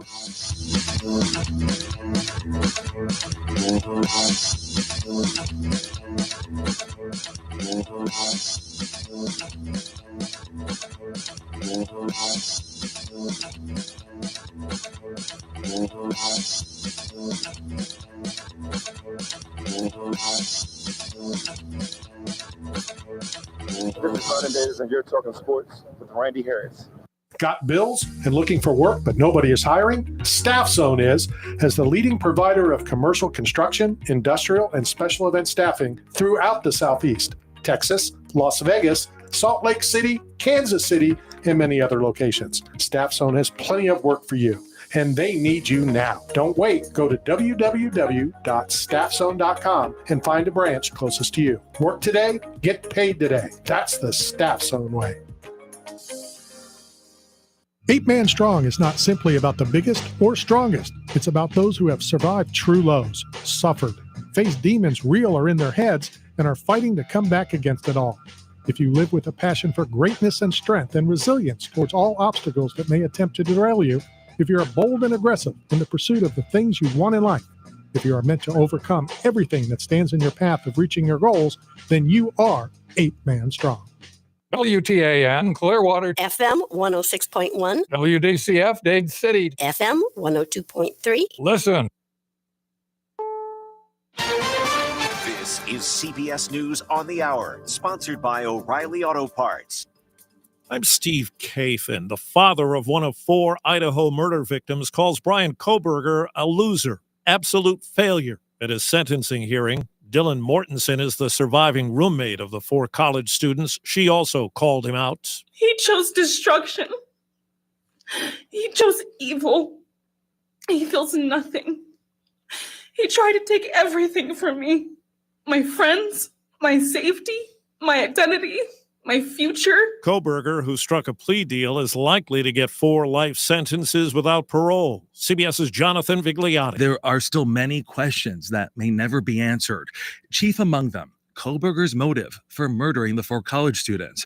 Kohberger has the right to speak, but he is not required to. His legal team is also under no obligation to offer an explanation for his actions. There are growing questions about conditions inside a number of immigration holding facilities, as we hear from CBS's Jared Hill. Men seen sleeping on the floor on thin blankets, sharing a single toilet. Video released by the New York Immigration Coalition is giving a first-hand look at conditions inside a holding cell at the city's federal immigration offices. He did not deserve any of this. Samara Dela Cruz Gooden says her husband, John Paul Alcivar, was there for several days last month, detained by ICE at his asylum hearing. Overseas, Jerusalem reporter Linda Gradstein reports Israel is again at odds with the UN over Gaza. A senior Israeli army official said the army has, quote, not identified famine in Gaza. He admitted that there has been a significant drop in the amount of aid reaching Palestinians in Gaza, but blamed the United Nations for not collecting and distributing the supplies. Dozens of international organizations say that Israel is blocking them from accessing or delivering the aid, and that famine is spreading. Well, CBS's Kelly O'Grady has more on the new U.S. trade deal with Japan. The 15% tariff means prices could go up for U.S. consumers. Note, though, Japan already imposes tariffs on U.S. goods, so the president says this new deal will provide a win for American farmers and automakers to more easily sell to Japan. An industry report says sales of existing homes fell in June to the slowest pace since last September. CBS's Jill Schlesinger. It's not just mortgage rates that are making it hard to buy a home. Prices remain high. Over the past 5 years, the median price for an existing home is up by more than 42%. That's about twice the rate of inflation. And checking Wall Street, the Dow is up 385 points. This is CBS News. Think O'Reilly Auto Parts for all your car care needs. Get the parts and service you need fast from the professional parts people at O'Reilly Auto Parts. Tampa Bay's Tan Talk. Entertaining and informative radio for the Sunshine State. I want you to want me. Hello, this is Robin Zander. I want you to listen to Randy Harris. That's right, he's my friend. Little cheap trick there. What's so funny? The way he said he's my friend. Yeah, you have a friend. Nice. You're the only one that has a sauna? Well, maybe. I don't think Robin wants to hear about that. Me either. What's wrong with it? I want you to want me. That's good stuff. All right, let's get back to, do you know who Tim Kennedy is? Tim Kennedy. He is in hot water. From the very famous Kennedy family. And he is in hot water over some comments he made about a bronze medal. The comment saying that he had one. Yeah. He's in hot water over that. I know him personally? No, but do I know that? Yes. I understand you don't know. And he's apologized for it. And do you, as a semi-veteran? What do you mean a semi-veteran? I'm a veteran. Come on, Army. What were you? What do you mean? Yeah. Exactly. Oh, you were an Army wife? No, I was Army. I wasn't an Army wife. Jiminy Christmas. I can't wait to talk about Army wives respect today. Has gone to the toilet What are you in here. talking about? You have to learn or understand that Matt learns on a curve. I learned on and AI. the curve is very slow. We call and that soldier wide. proofing. Safety first, Ed. Safety first. All right, so get back to being a pseudo veteran Army. Listen, the guy was also attached to Special Forces, wasn't he? I mean, he has. Well, again, do we know anymore? Yeah, I know. Now we have to question anything, right? That's one thing, that's one thing you just don't mess around about. Like, I'm a veteran, but I'm very clear because I am a veteran, darn it. I have a VA card. And so, but I'm certainly not, I don't hold a bronze, You're definitely ahead of Space Force and the Air Force. Yes. And I'd put me above the Coast Guard too. And Coast Guard. And No, that's Navy. the bottom. Listen, we all know it's Marines, it's Army. Navy, Marines, Army in that order. I will give Marines above Army. I'll give Marines above Army. As did I. Yeah. You said Navy, Marines. I said Navy, Marines, no, Army. I'm going to say Marines, Army. You said Coast Guard. She doesn't listen. She's Air like Force, you. and then Navy. She's like you. I have special forces. She does. Yeah, you have special a lot of things. It's in the name, Ed. Yeah, but if my curve is slow, you said put me in. You said you should get disability. that you put. I do get it. You said that you put the Marines ahead of Army. Yeah. And I said I do as well. Oh, but I put them above. I put them above that's 'cause you're foolish. because look. I mean, you have to be proud of what you suffered through.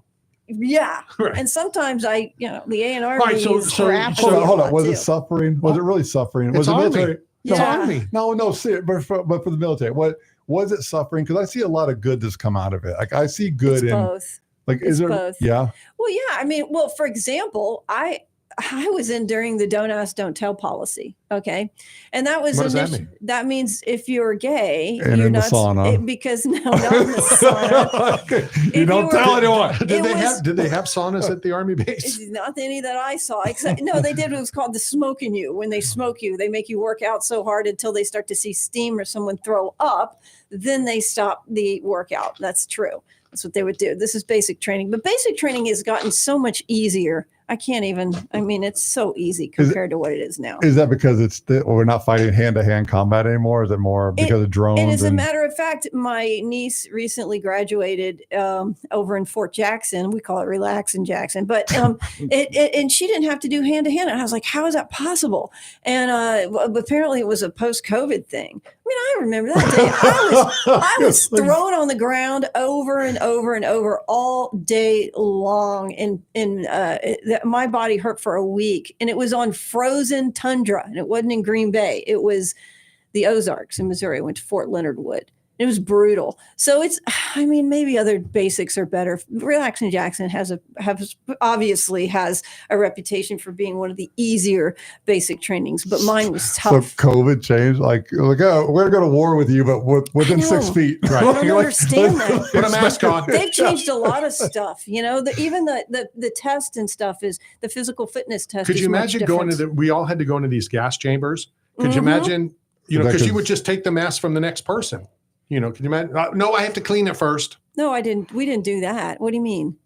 Is that what you did? You took the mask from the next person? You didn't have your own mask because the Navy couldn't afford their own mask? No, I'm saying, you think they cleaned them after when the one unit came out? You probably threw them in a barrel and the next people just grabbed them. Oh, gosh, you're totally right. I never thought about that. But no, the Army, because we're tough, we have to have a mask on us all the time. It was our mask. We got it initially at the beginning, and we never got rid of it until we were done with our training because we were gassed a lot. You still have it on? No, I don't have the mask. All right, we'll get back to this. Well, back to sports, but also back to next weekend's Tampa Bay Comic Convention. Yeah. And our next guest, we had Anson Williams on last week. Yeah. Let's welcome to the program this week, Don Most. Don, how are you? Don, woo! Yep. Hey, how's everybody doing? We're doing great. Looking forward to talking to you. And I've lived under a rock for decades. And when I just found out that you were coming on, sir, you are a phenomenal singer. Oh, thank you so much. I appreciate that. Who turned you on to that? Well, I knew that you were coming on, so I did, the research, the real quick research, because I like to have a conversation. I like stuff to come up in conversation. Yeah. And when I saw that, literally during breaks, I'm listening to some of your songs, and I wanted to start with Happy Days, but sir, you are a phenomenal singer. Now, appreciate that so much. Thank you. Were you always into jazz? Was this something that you grew up with, or how did you sort of transfer? Because it's a pretty big jump when you think about, being a comedic actor and being known for who you were to being a jazz musician. Yeah, I was singing before I was acting, actually.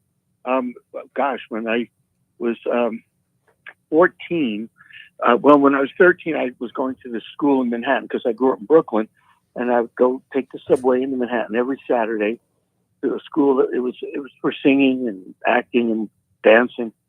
And then I got picked to be part of this nightclub review, doing a lot of the music from the Great American Songbook.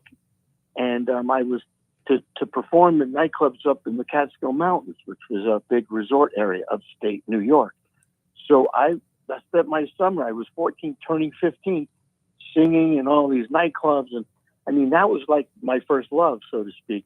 And then I pushed it aside about a year later, because then I really started getting caught up in some of the great movies that were coming out in the late '60s. It was a real sort of renaissance time for films, and I got so caught up in that. And then I switched my focus towards acting, but I always knew I'd come back to the music, and I did it through the years. I did a bunch of musical theater, and there'd be certain times where I'd get a chance. I would sing. I'd get some music put together, but I loved the jazz standards, and loved and listening to instrumental jazz when I was young. So this was not really a big leap because it was in my bones, in my blood since I was, had been doing it so young, and following it through the years. I always still listened to it, and I knew that one day I was going to put together an act and start doing it at some jazz clubs and theaters, and about 10 years ago is when I really pulled the trigger on that and put together something, and wanted to see how it would go, and it went great, and one thing led to another, and I did an album called Mostly Swinging with a great big jazz band of LA jazz musicians. Catchy name, Mostly Yeah. Swinging. Good one there. Mostly Swinging, yeah. Swinging, okay. So last week when Anson was on, we talked about a lot of things, and then he broke out into song. So you're welcome to do it too if you'd like. Probably not. Save it for the stage. One of the things that we talked about, last week, and I don't know if you were familiar with this, but Anson told us last week that he was offered one of the 3 leather jackets that Henry Winkler wore. Oh God, yes. He told me that story, and I know he's kicking himself over that. Yeah, well, he said that he was offered the jute box, and he was offered one of the booths, and he turned all 3 down. I'm curious. I believe his response was, "No, I'm good." Yeah, no, I'm good. Were you offered anything, and did you take anything? Well, no, because what happened was after the show ran 11 seasons, and my contract, same thing for everybody, that the 7th year it was up.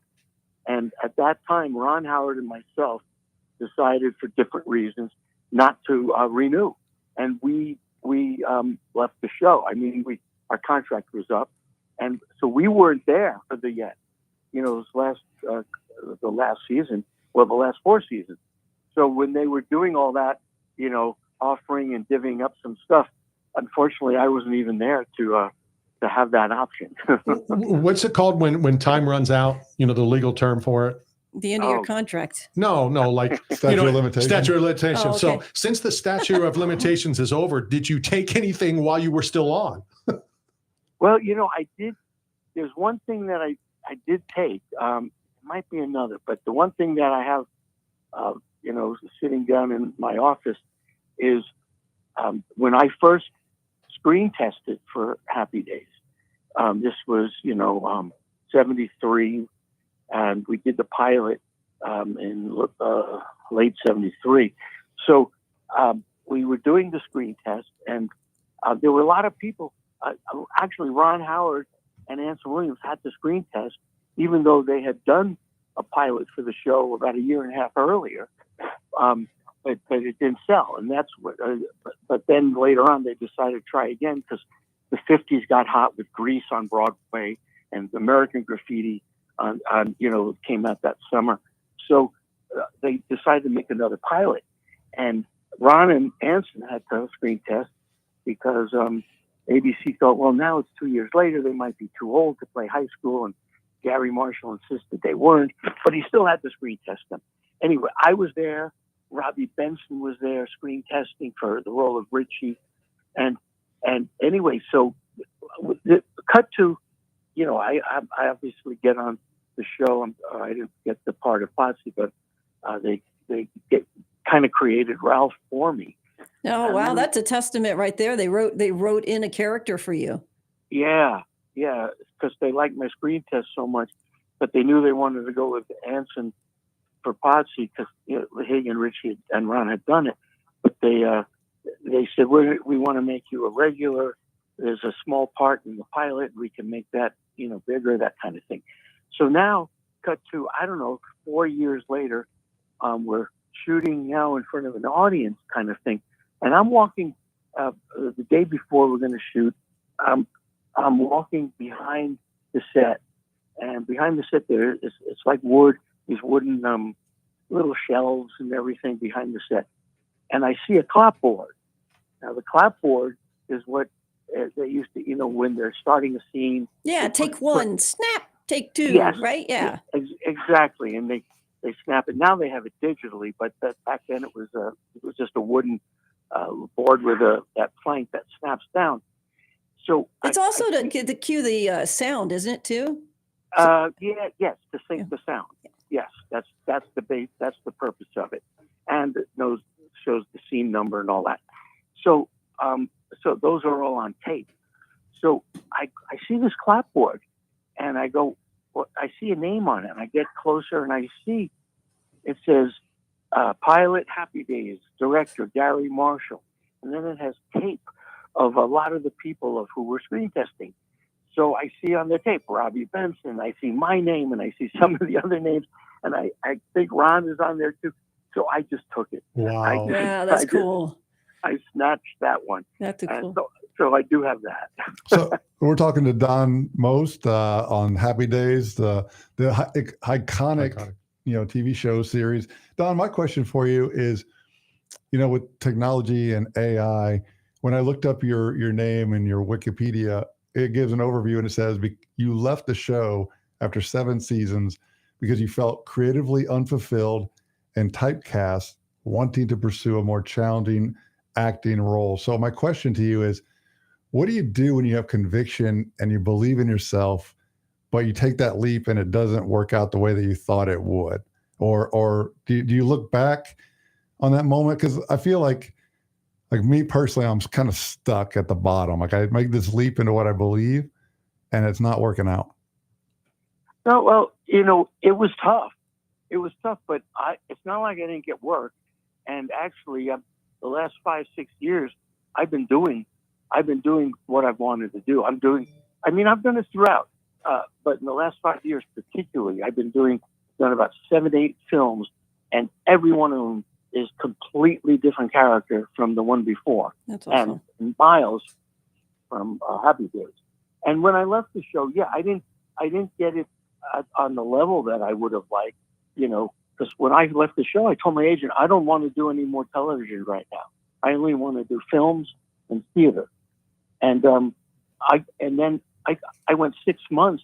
I couldn't even get to audition for a film. They wouldn't even let me come in. They said, "Oh no, he's not right," because of the typecasting. Mm-hmm. And the truth of the matter, I wasn't anything like Ralph when I did that show. That was I was playing a role, and I was very different than that character. And I was stymied. It was like hitting a brick wall because they wouldn't even let me come in and read.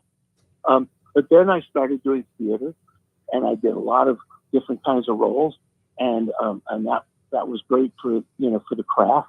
And then after a while I said, okay, I'll start doing some TV now because some time had passed. And then I started doing a lot of different roles. I did a 2-part Star Trek Voyager where I played a doctor who was like the sort of villain of the piece.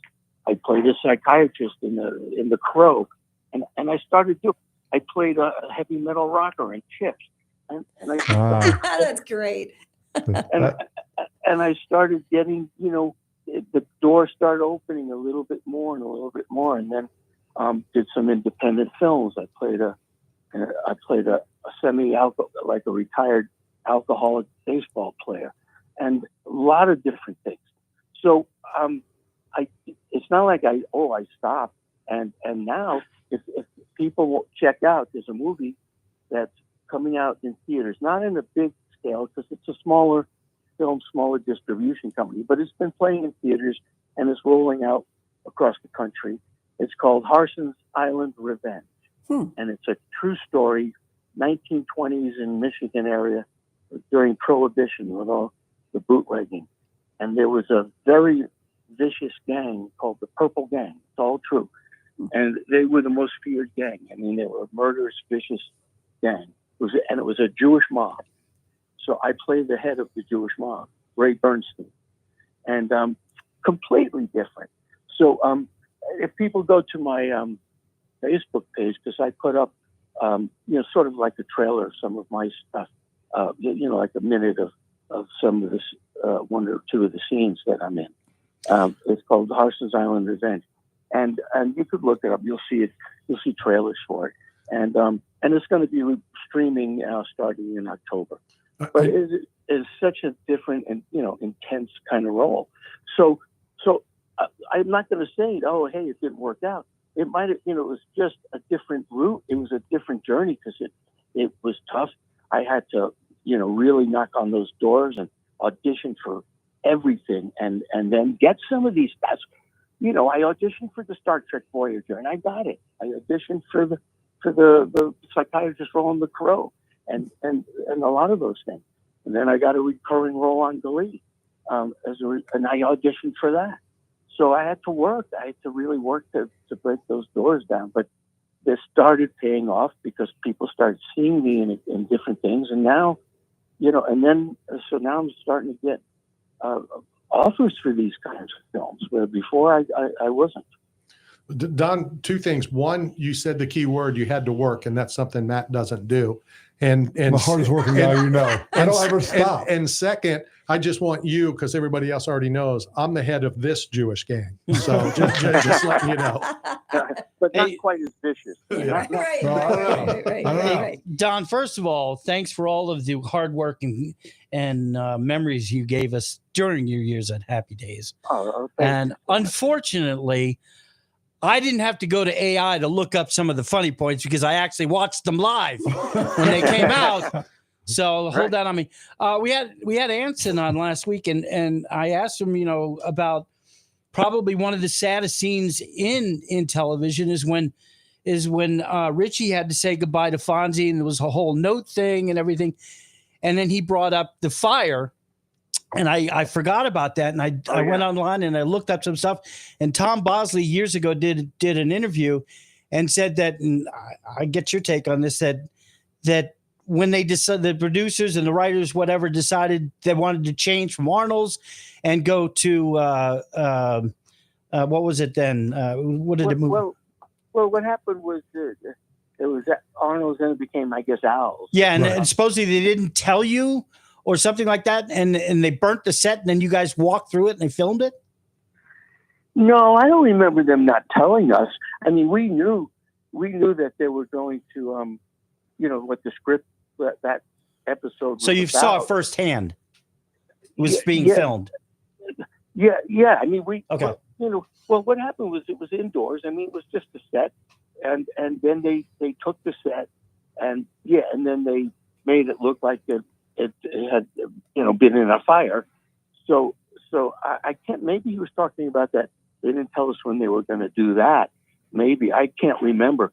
But I mean, we knew what was going to happen, that the episode was about that Arnold's caught fire, and then, it was damaged, to sort of beyond repair. So then they built it back and became, they wanted to change the look because then we were now in college, and so they thought it needed to change, and I think that was part of the impetus for doing that, and it was certainly a dramatic kind of hook for a story that would get maybe a lot of viewers, Yeah, Then versus jumping the shark. Then it became Owls, I think, right? Yeah, Owls. it became Owls.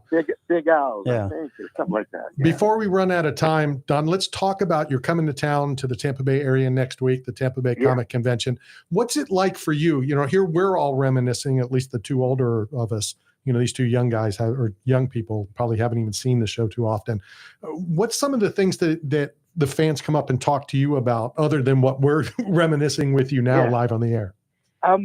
Well, it's interesting. I mean, some of the normal things like, what were your favorite episodes, and what was it like working, with Ron or Henry and Tom and everybody. So those always come up. But what's interesting is, it surprised me how much this came up. People would say, you don't know how much that show meant to me. I was going through rough time then, and I was in high school, and for whatever reason, could have been family stuff, parents, problems at school, and they say, it was a really tough time. But then I would so look forward to the Tuesday night at 8 o'clock to watch Happy Days. It was a chance for me to laugh and just get away. And so many people come up and say similar things. They were going through an illness, or like I said, relationship problems, and how much and being able to watch it with the family, and just the memories of that, and how that shit meant in a way beyond that I ever kind of really thought about, as opposed to just entertainment. it really meant a lot to those people at that time in their lives in a way that I was surprised. But it was very wonderful and rewarding to hear. What's funny about you saying that is when Anson was on last week, I said, you probably won't remember me, but I know you'll remember this story. He was my guest at the Ted Williams Hitters Hall of Fame like 30 some years ago. Oh my God. And we had a mutual friend. He was his assistant on Sequest. And as we were sitting at the table, and that's why I was also going to ask you what position you played on the softball team, because Anson told me about, all these stories. And he said, oh, I need to get Willie Mays' autograph for my daughter.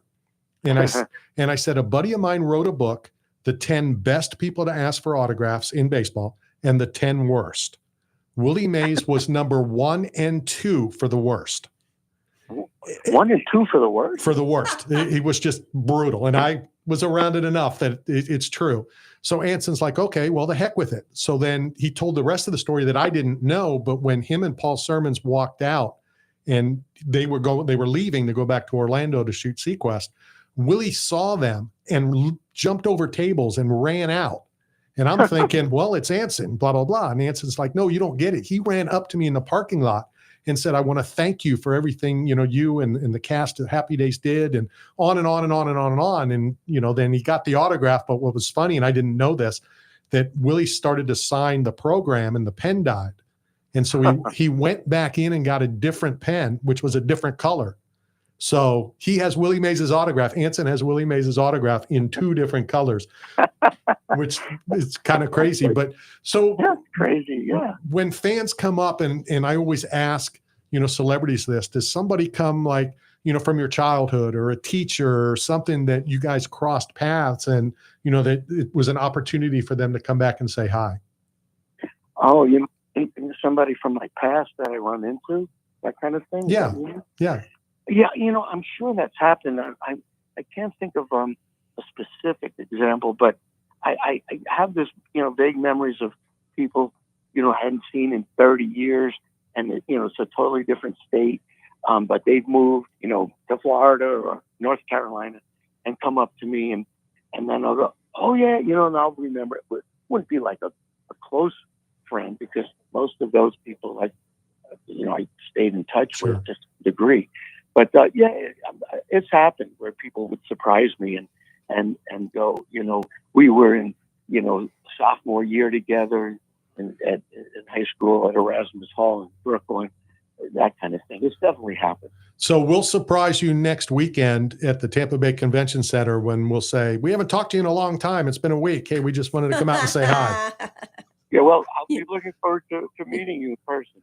Well, and Don, I have to say, I just read Henry's autobiography, and he's, it's filled with wonderful things about the cast members and yourself. You guys, are you still friends like to this day? Oh yeah. I just texted. We have a group text. Henry, Ron, Anson, and I, and we stay. That's a kind of cool way to stay, keep each other apprised of what's going on. I just wrote to them yesterday, and they all wrote back. And so yeah, and I'm going to see Henry there. Henry's going to be at the convention. So, and we've seen each other probably, 7 times this year. No, so, that's lovely to think about. Yeah, we still stay in touch, and we're still great friends. Oh, okay. All right. We're looking forward to seeing you next week. Don, thank you very much for your time.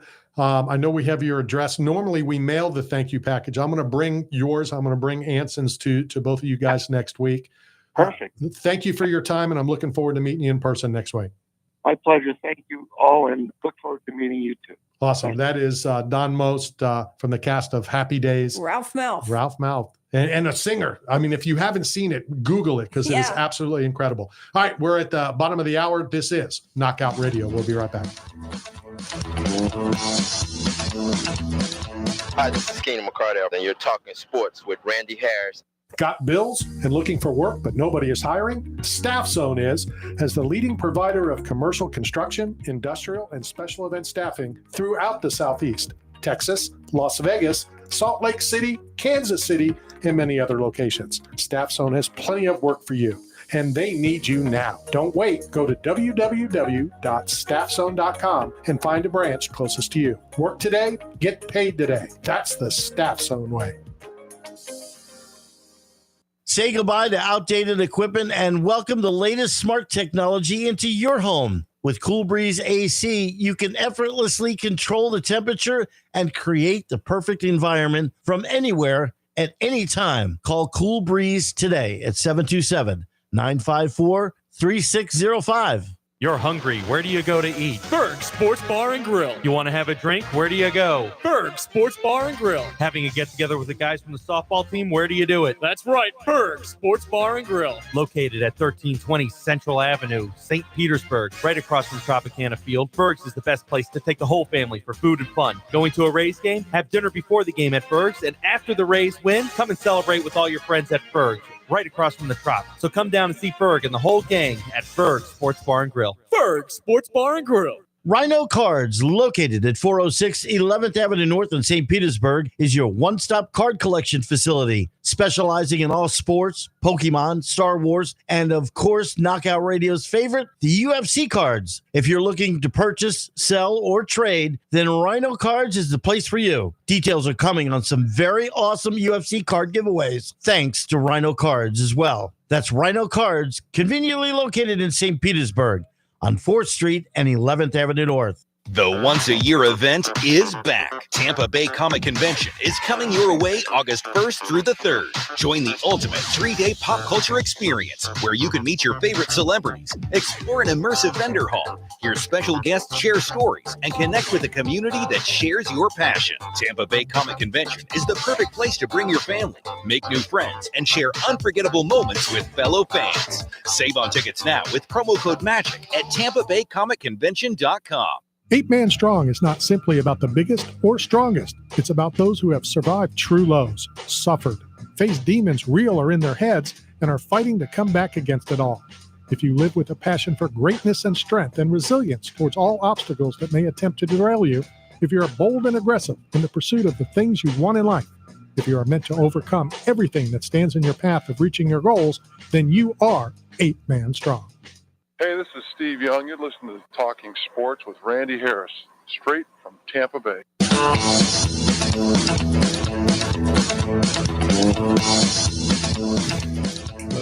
All right, we are back coming to you live from the Tan Talk Radio Network, streaming on YouTube as well.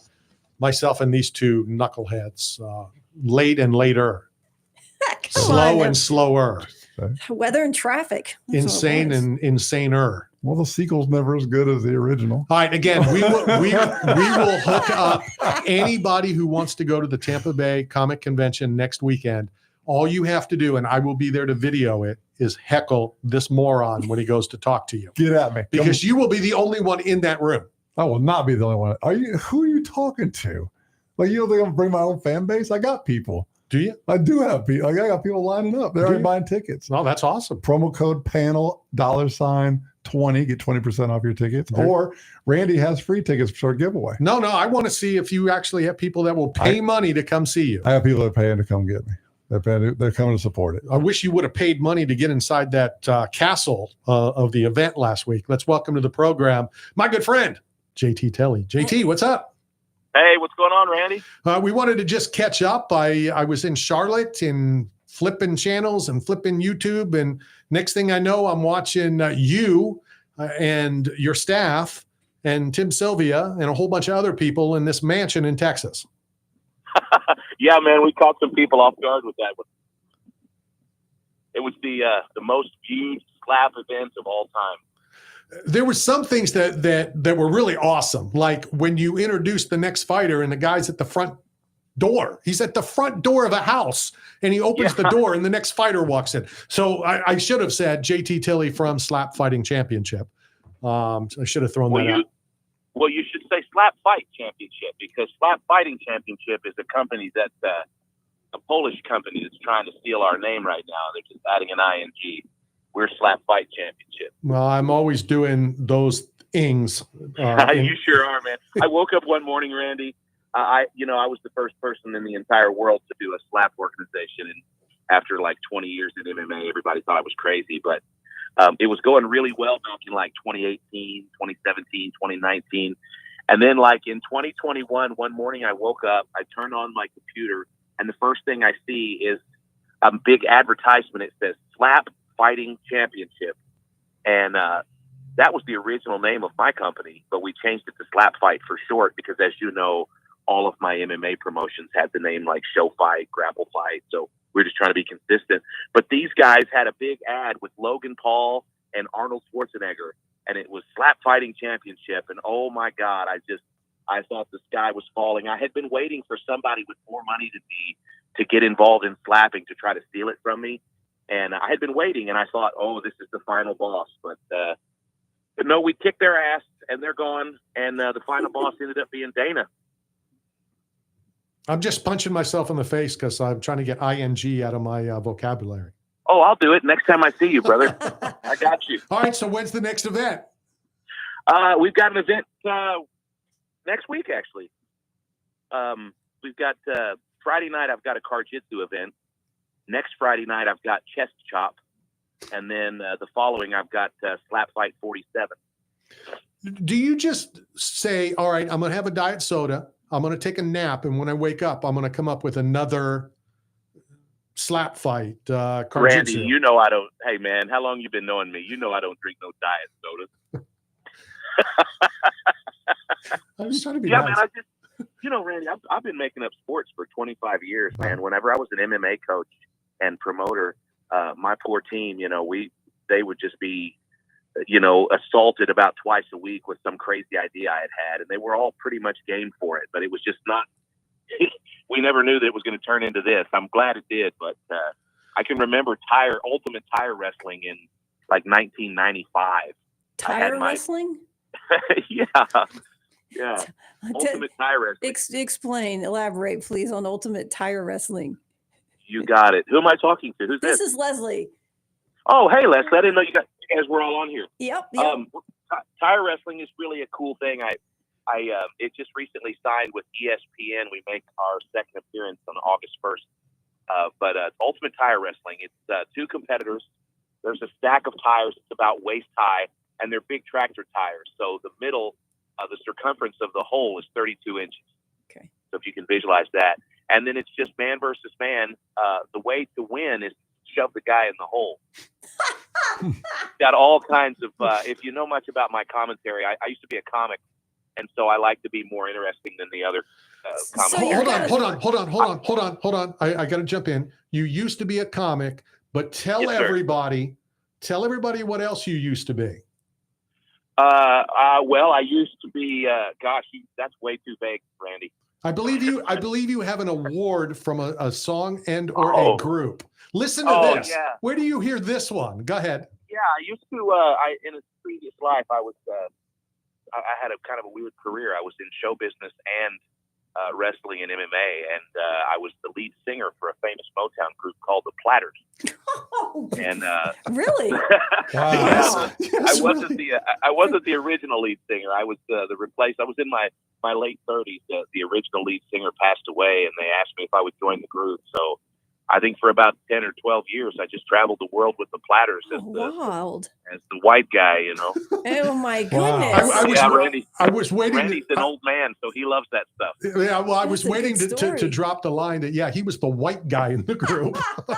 Yeah, it was funny. I can remember the very first show that we did. It was a very difficult job because not only do you have like millions of fans around the world that they'll come and see you live, but if you mess up even one of the lyrics, they're going to have your ass, Sure. And not only did I have to watch out for that, but I also had 4, 70 to 80-year-old black men who'd been doing the same choreography for 40 years, and I had to nail the choreography. So, me, I'm not predisposed to that type of rhythm, Yeah, it's like an original boy band in a way, I mean. Yeah, it was the first. This was the first black group in history to have a hit record. Oh, that's They great. were on the movie Breakfast and Tiffany's. And they did the and song. then they hire a white guy after putting that in the history books.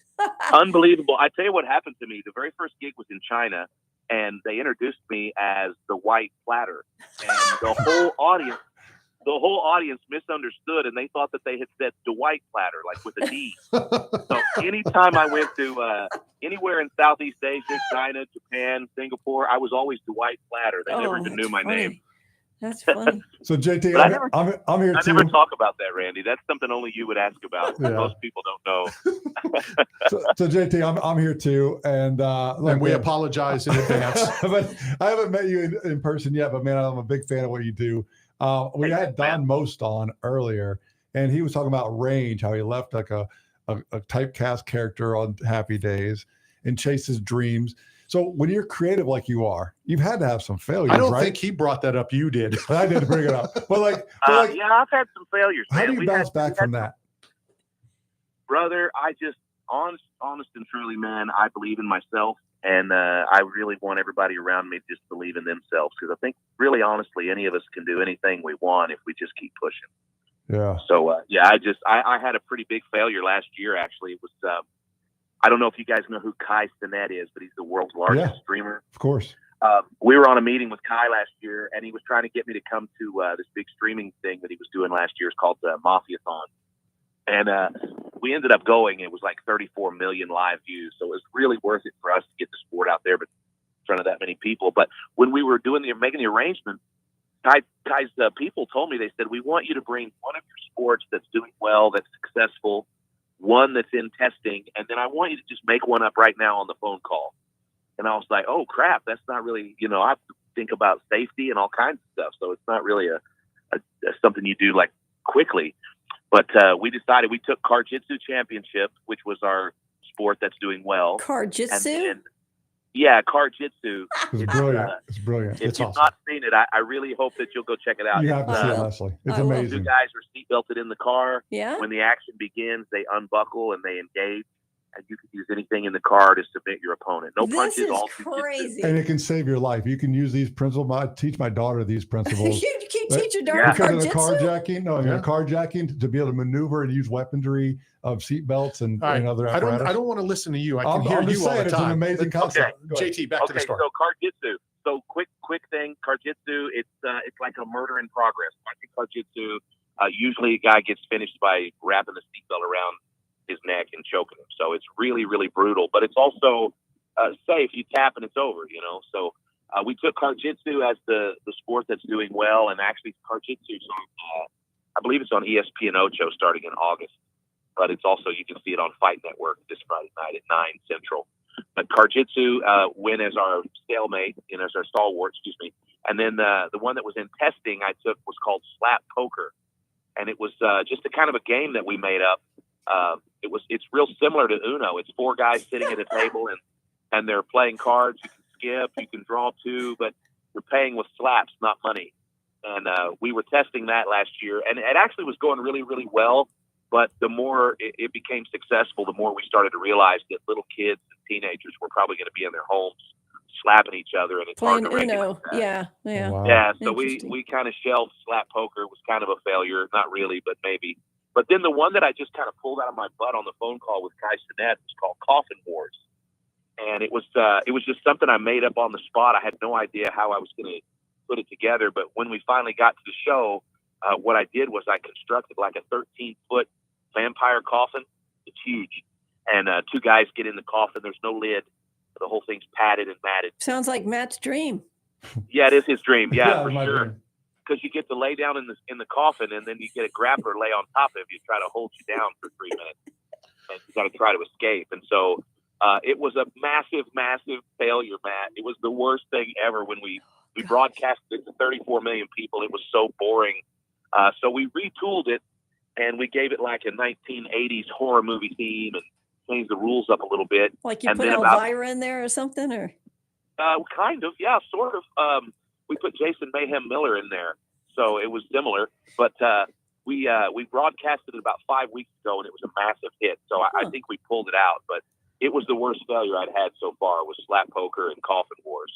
But everything else is kind of starting to hit, you guys. It's really we have this new studio in Branson, Missouri, where we've got a team of about 20 athletes that come in every night, test sports, and help me figure out the best way to regulate them. And then just on the other side of the wall, we've got a state-of-the-art TV studio where we broadcast them. And it's kind of got to a point now where it's all kind of starting to work. We have one called Chest Chop that I just came up with last year, and we premiered it with T-Pain last month. And chest chop, we think, is going to be as big as slap fighting. It's just two guys chopping each other in the chest, kind of like Ric Flair. Only it's got some real cool, convoluted rules and stuff. It's a blast to watch.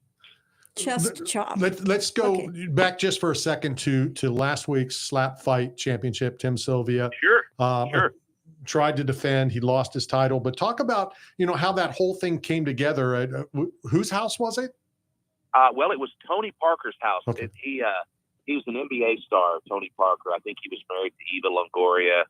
I don't know a lot about other sports. I just know about fighting and jiu-jitsu. But I guess this guy was massive. He lived in San Antonio, played for the Spurs. He had this $17 million mansion, and we just, rented it out for the event and brought in 8 of the biggest streamers in the world. And we had a huge event in his living room. It was awesome. So will you continue looking for houses like this, or are you going to go back to the underground in Missouri? Or what's the future? Man, I like the underground stuff. I do too. I've been in the business for so long. I mean, I've promoted like 100 MMA shows and just tons of grappling and kickboxing. And, being 2 miles from my house is kind of nice. I'm an old man. So, no, for sure. Do me a favor. I know that Matt wants to ask you a question, but tell them the story of you brought me out to experience it. And there was a situation that went down in what you said, because I thought it was pretty funny. Okay, yeah, this is great, and you can watch this on YouTube after a while if you want. So I've been knowing Randy for a long time. He's been around longer than me. And when I was doing regional MMA, I had my own promotion for a long time, and then we merged with LFA, and then I match made for LFA, and then some for Bellator, and then one thing led to another. The pandemic hit, and I just decided to start focusing on making up my own sports, which is going well. But Randy was like, at first he wasn't sure what to think about slap fighting because it's not really fighting. It's just kind of a weird sideshow kind of thing. But the more it took off, Randy kind of turned his opinions. He's like, why don't you bring me down for one of the shows? So I brought him down to our old studio, which is here in Branson. And we put him in what we call the pit. The pit is like a group of like 20 people that we let stand right behind the action because this is an internet-based sport. And so people really like to see the reactions of the fans as much as they like to see the battle. So we put Randy right in the freaking middle of this pit. And it's like, all these crazy people. And then Randy's just kind of standing there with his cell phone in his front shirt pocket trying to look slick, And the guy's eyeball exploded during the fights. He had a huge hematoma right under his eye. And so the eyeball was safe, but the blood that was filling up his eye underneath, guy slapped it, and blood squirted all over the audience, including Randy. It's everywhere. And, of course, you guys know Randy, so that was no big deal to him. He just kind of stood there like, oh, wow. But the rest of the people in the audience were like throwing up and running for the door, taking their shirts off. And it was probably one of the craziest things that's happened in slap fighting ever, like in history. The guy didn't want to quit fighting. He just wanted to grab a towel and keep going, and we wouldn't let him. But same night Tim Sylvia became the world super heavyweight champion was the same night we had the eyeball explode. And what was funny about it was the eyeball exploding went more viral than the Tim Sylvia win.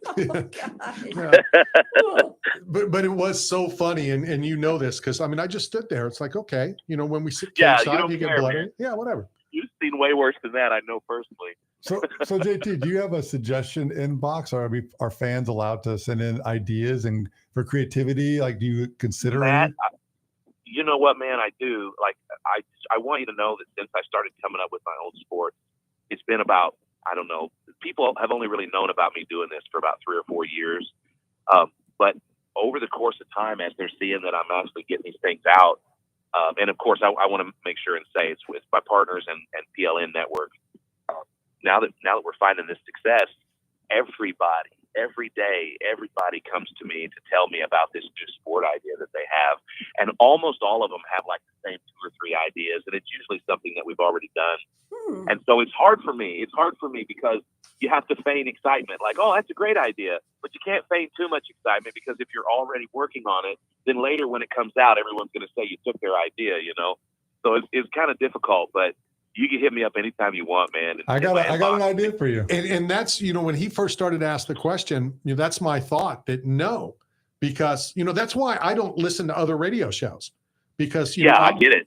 I'm doing stuff and then God forbid, blah, blah, blah, blah. So I almost thought you were going to say, no, we don't do that because, in my own wild mind, I'm coming up with XXX. Yeah, I really do like to do it myself just because it's kind of, I'll just be brutally honest with you because my non-disclosure agreement has finally lapsed. But when I partnered with Dana and we did the power slap thing, he didn't want slap fight, my league, to continue. He wanted us to go ahead and just get rid of it and for me to join up with him. And I told him, I said, listen, it's not easy to build a legacy in combat sports. This is the beginning of my legacy, Dana. I don't want to give it to you. I want it to be mine. I'll partner with you, but I want this one to be mine, And really the legacy of slap fighting, he really, really did everything he could. And I hope you'll read between the lines here at what I'm saying. Every possible thing that could be done to try to eliminate me as being the guy who came up with that sport has been done. And somehow my partners and I have landed on our feet every time. And somehow we have made it clear that we're going down in history as the company that started it all. But I sort of pivoted back in the early days of Power Slap because I thought Dana he was taking the whole thing from me, and it was really frustrating. And I had seen him do it to every small regional MMA league for years and years and years. So I knew what he was going to do to me. It was just that this was slap fighting, and he wasn't the man in this market. I was, and I told him that. I actually told him to go F himself a couple times. And he came after me, and it was really, really scary and tough. And I couldn't really talk about it because I didn't want to show any weakness. But it was just horrifying when all these things were happening. And I pivoted. I decided maybe putting all my eggs in the one basket wasn't the best move. So then we introduced Karjitsu real quick to see if we could go ahead and get another hit. And I thought, well, if I had 2 hits, then maybe I would just be the guy who came up with turn-based combat, which is kind of my thing. You talked about eggs in the basket, right? So eggs in the basket. I think this is one for you: the grocery stopper. Okay. The grocery keep stopper. going. And I have a feeling no one's come up with this. Correct me if I'm wrong, but what you do is you get it. Hey man, he said everybody always has the same, same things. So this is new so far. The grocery stopper. So you get somebody down there and they got. I'm shaking my head just so you know, JT. They've got 18 eggs, a little thing of eggs, and they've got to run through, say, 4 customers and check out. And not have any of the eggs break. Well, that's a cool idea. No, it's not. That would be hard. That would be hard to turn into a sport, though. But that would be cool internet content. Hold on a second, JT. You've already said that we've been friends a long time. So if I would have said that, you would have said something totally different. I'm sure. Yes, if you would have said that to me, I would have said, "Randy, you ignorant slut." Exactly. Thanks, man. I appreciate your support. No, you're great. Man. Here, let me tell you. Right now, there's a sport that's in development. I work a lot with Sport One Network in Germany. And in Germany, they really like what I do a lot, but I have to be careful what I give them because I have partners here in the United States with Pro League Network, PLN. And so the things that I create here belong to PLN. And I have some sports in Germany that are just incredible because in Germany, there's no commission and you can get away with a lot. Like combat darts is one of my sports in Germany where it's a 2-man team. There's a blocker and a thrower, right? And then I've also got professional food fighting, which is real similar to what you just pitched at me. It's a lot like dodgeball, but it's food fighting with So I mean, everything has kind of been done, but if you put the right twist on it, and then stomp around with your chest out, everybody kind of thinks it's your idea. We'll see about that, JT. I got an idea for you, and it goes like this. JT, I apologize. Hold on a second. Hold on. JT, I apologize for asking you to come on the show today. This show sucks. Ed, I'm going to need a disclaimer. Before I say this, I need a disclaimer, Ed. All right, JT, here's the idea. Look. He was a friend of mine an hour ago. Zuckerberg, Elon, all these biohackers and tech guys always want to test their manhood. And I'm a biohacker. We know that concussions and damage to the brain is traumatic. And we know that protecting the spine is the most important for longevity of the human. So how about a jiu-jitsu tournament where it's biohackers, whatever therapy they use, cold water, sauna, red light, peptides, whatever. And it's a grip strength, grappling, no strikes, no concussions, no trauma to the brain. And you get to see their range of motion, their their flexibility, and whatever method they use, whether it's barefoot or tree hangings or dead hangs. It's a biohacker jiu-jitsu tournament. And you bring back the old school logos where every person is sponsored by their own biohacking lab or therapy. So then you have all the internet and the Hubermans and the Stanford universities, like developing the best athletes on the planet. Yeah. We have something similar to that, but it's not nearly as ambitious. It's called Guerrilla Games, and it's like there's 5 or 6 different events within. It's kind of similar to what you're saying, but the problem with the biohackers is that they're always going to say their game, and then when the time comes to pull the trigger, they don't show up. Yeah. Like Elon and Zucker. Remember that MMA fight they had booked last year? Yeah, because we know that it's not smart to take punches to the brain. Like we know now that that's why you do the grocery stopper. Because your brain is an organ, and it can only take so much trauma. Where your mind is a spirit. Matt, I take punches to the brain every day of my life for like 40 years, and I works good. Well, I mean, you still got your. That's a great point. All right, before we run out of time, I know we only have like a minute and a half left. Where can people watch? What your production this week? Oh man, I'm sorry I wasted all this time being a smartass, you guys. It's great. I expected nothing less. It's the best. Yeah, same. Okay, so real quick, Pro League Network is in the midway pieces of a 10-week series that we're running right now. It's called Friday Night Fights. 10 weeks all through the summer, every Friday night, a new combat sport that I've created. And we've got 6 teams. The 6 teams, 7 members each, they're competing to see who's going to be the top team at PLN for the season. This weekend, Friday night, you can go to Fight Network, Anthem Media, Stadium, or you can just go to YouTube and you can watch Karjitsu Championship at 10 p.m. Eastern, 9 Central. It's live. It's awesome. It's guys choking each other with seatbelts and arm barring each other in the steering wheel, choking each other with the windows of the car. Awesome. It's vehicular manslaughter at its finest. Next week, you can see Chest Chop, the newest thing going. It's Friday night, 9 Central. And then, of course, the following week, Slap Fight 47, same place, YouTube, 9 Central, 10 Eastern, all the way until August 15th when we'll crown the top team. Throw out a name or two for people to, and me as well, to keep an eye out, for Slap Fight coming up. Okay. Slap Fight coming up. The special guest will be Mark the Hammer Coleman. I think also Jason Mayhem Miller and a couple of big influencers, Joe Bartolozzi and King Wolves. But the main event, I can't announce to you yet because during this 10-week series, we have this thing I've developed called the randomizer that picks the matches on the week of the fight. So none of these guys know who they face until the week of the fight, including me. The randomizer just hit. JT, thank you as always. Love you, dude. See you, buddy. I'll holler at you later.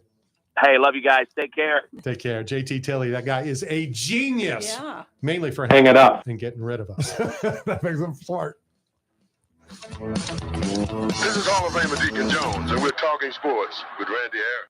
Got bills and looking for work, but nobody is hiring? Staff Zone is, as the leading provider of commercial construction, industrial, and special event staffing throughout the Southeast, Texas, Las Vegas, Salt Lake City, Kansas City, and many other locations. Staff Zone has plenty of work for you, and they need you now. Don't wait. Go to www.staffzone.com and find a branch closest to you. Work today, get paid today. That's the Staff Zone way.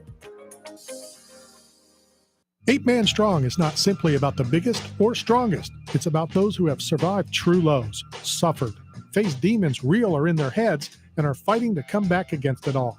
If you live with a passion for greatness and strength and resilience towards all obstacles that may attempt to derail you, if you're bold and aggressive in the pursuit of the things you want in life, if you are meant to overcome everything that stands in your path of reaching your goals, then you are 8 Man Strong. WTAN, Clearwater. FM 106.1. WDCF, Dade City. FM 102.3. Listen. This is CBS News on the Hour, sponsored by Progressive Insurance. I'm Cammie McCormick. A judge has just sentenced Brian Kohlberger for the murder of 4 University of Idaho students nearly 3 years ago. Truth be told, I'm unable to come up with anything redeeming about Mr. Kohlberger because his grotesque acts of evil have buried and hidden anything that might have been good or intrinsically human about him. He received 4 life sentences after his previous guilty plea. Earlier, there were impact statements from the victims' friends and families. Michael Wallace reports. Olivia Gonzalez lost her younger sister, Kaylee. Every day I'm angry. I'm left shouting at the inside of my own head everything I wish I could say to you. Dylan Mortensen was a roommate of the victims. All the memories that we were supposed to make, all of it is gone. Scott Laramie's stepdaughter, Madison Mogan, was killed. Since Maddie's loss, there's emptiness in our hearts, home and family, an endless void. Michael Wallace, CBS News. In Florida, a black college student is recovering after being punched and dragged from his car by law enforcement officers during a traffic stop. Exit the vehicle now! Exit the vehicle! William McNeil suffered a concussion and pierced lip after asking to speak to a supervisor. The encounter sparked outrage. Civil rights attorney Ben Crump. To the sheriff, respectfully, you can't justify this. You can't condone this. You have to condemn this. In Los Angeles, a doctor has pleaded guilty to illegally supplying ketamine to actor Matthew Perry before his overdose death. The Friends star had struggled with addiction for years. Dr. Salvador Placencia was to have gone on trial next month. British researchers think the pandemic was bad for our brain health.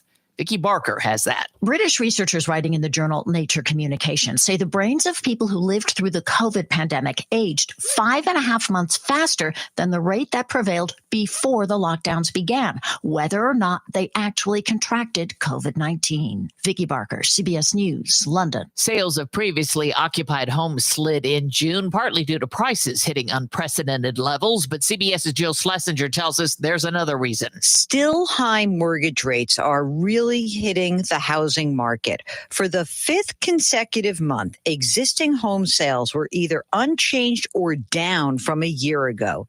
Investors on Wall Street are cheering the latest trade deals. Stocks are higher today. The Nasdaq up 81. The Dow Jones Industrials 439 points higher. This is CBS News.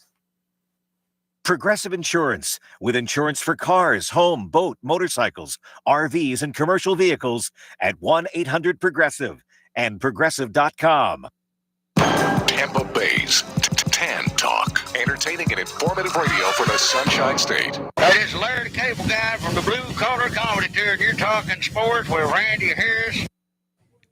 All right, 2 hours down, 1 hour to go. Coming up momentarily, Chris Titone, comedian, director, actor in Happy Gilmore 2, which hits Netflix, I think, this Friday. Now, are you a comedy fan, Randy? Do you watch like Kill Tony? Have you seen the innovation of Joe Rogan's influence in comedy space with the Comedy Mothership in Austin? Is that on Law and Order?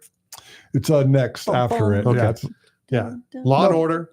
But you don't keep up with the game shows, because everything evolves. No, every industry, everything. I understand, but I have to catch it, and it has to be funny quick right out of the blocks.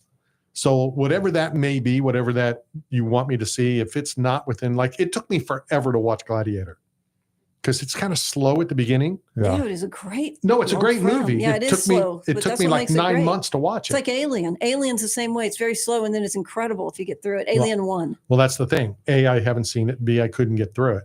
But, Happy Gilmore is iconic. Yeah. So I'm concerned, and I know we briefly mentioned it, and we'll speak to Chris about it here momentarily. And, I don't know how much he'll be able to talk about, because it's not out yet, but we talked about this earlier. How many times is the number 2 as good as? Yeah, it's been a long time, though. So I think it might, it's almost like a revisitation. I mean, what has it been, 15, 20 years? When was Happy Gilmore? Was that his first film? I can't remember. It's also 2 hours in, and we haven't talked about the Max Holloway, Dustin Poirier BMF belt, which we will talk about here in the third hour. But right now, let's go to the phone lines and welcome to the program, Chris Titone. Chris, how are you? Hey, what's up, man? Thanks for having me. How are you? We appreciate your time. And obviously, the main thing we're going to talk about is the release of Happy Gilmore 2. But I understand you're a Dolphins fan, and how's that going for you? Well, it's not going too well. I am from Miami. I'm from South Florida, so I gotta stick to my roots. Well, wait a minute. How are you not a Saints fan just because of your dating history? You know what's so funny is that Sean's not even the coach of the Saints anymore. So, does that relieve you? Yeah, no. I'm always up in the air. No joke. I love the Saints. I'll always love the Saints. I mean, I made a movie about them, so I'll always love New Orleans. The funny thing about the Dolphins, we're a national network based out of the Tampa, St. Pete area. So back in the day, before the Buccaneers came around 50 years ago, it was the Dolphins. That was our local team. So we had to watch and still have to watch. It's still on Channel 8. We get every Dolphins game here. Oh my God, that's so funny. And you have your own team now. Right. Exactly. And a team that's not, is doing pretty well. They're not, I'm not saying Miami's awful. I'm just saying that they don't stink. Listen, when you grew up, like when they came here in the 70s and we were little kids, the Dolphins, 1972 Dolphins, you're coming off the greatest team ever in NFL history. And then you've got Marino for 15 years. So all of us, the Bucks were the sucks. So we had to count on the Dolphins to not make us want to throw ourselves off the Skyway Bridge during football season. Pretty much. But now the Bucks have clearly made up for lost time. Yeah. Almost. Almost. I think the quote was one time that they would have to go like 800% to get above 500. That's how bad they were awful for the first, 15, 18, 20 years or so. Yeah. Sure. Let's talk about Happy Gilmore 2. And we talked about it a little bit earlier, and I don't know how much you can talk about. I know it doesn't come out, for another couple of days. But I'm actually going to read the script to you right now. Ready? That would be awesome. Go ahead and start. Yeah.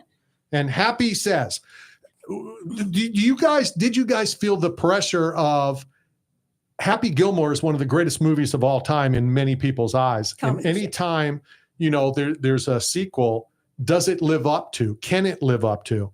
And the typical question is, how can you live up to Happy Gilmore 1? Yeah, I think that was the big question, right? Was, do we do the sequel because the first one is so perfect? It's like Grease. And I think, with movies like that, we've seen sequels go right. We've seen sequels go wrong. So what's it going to be? I really think we hit it out of the park with this one. I cannot wait for you guys to see it on Friday. And this isn't in the theaters, right? This is going to Netflix. This is going straight to Netflix. It'll be on Netflix Friday. What's it like, and people know this about Adam Sandler, that, he uses the same group of actors. So what's it like, to continually to work with some of the same actors? It's like a big family. It's really cool because we stay in touch even when we're not working. So when we do see each other on set, it's like, how's your daughter? What's going on with that rash? Very fun. Okay. Now you are, speaking of families, you're kind of related to him, right? Kind of. Yeah, sort of. Yeah, kind of. He's actually married to my sister, Jack. Yeah, okay. How does that work out for you? It's good, man. He's a great brother-in-law. He's so nice to me. He puts me in all his stuff. He always answers texts. He's a good dude. Now, is your sister funny? Yeah. She's probably where I get my funny from. Or I guess both of us get our funny from our mom. Oh, okay. What, if anything, can you tell us about the movie? I mean, obviously, we don't want to know a whole lot because we want to go see it. But, is there something that you can drop? Sure. I mean, it's 30 years later. There's so many cameos in this movie. I'll say this. The first one has a lot of, Mista and Jackass, all those people, okay? And it's been 30 years, so they're gone now. But Adam puts them back in the movie with their sons or their daughters now being in it. All those roles want to be played by celebrities. Celebrities will call and saying, please, please, please get me a line. That's awesome. Well, and correct me if I'm wrong, the Scotty's in it, right?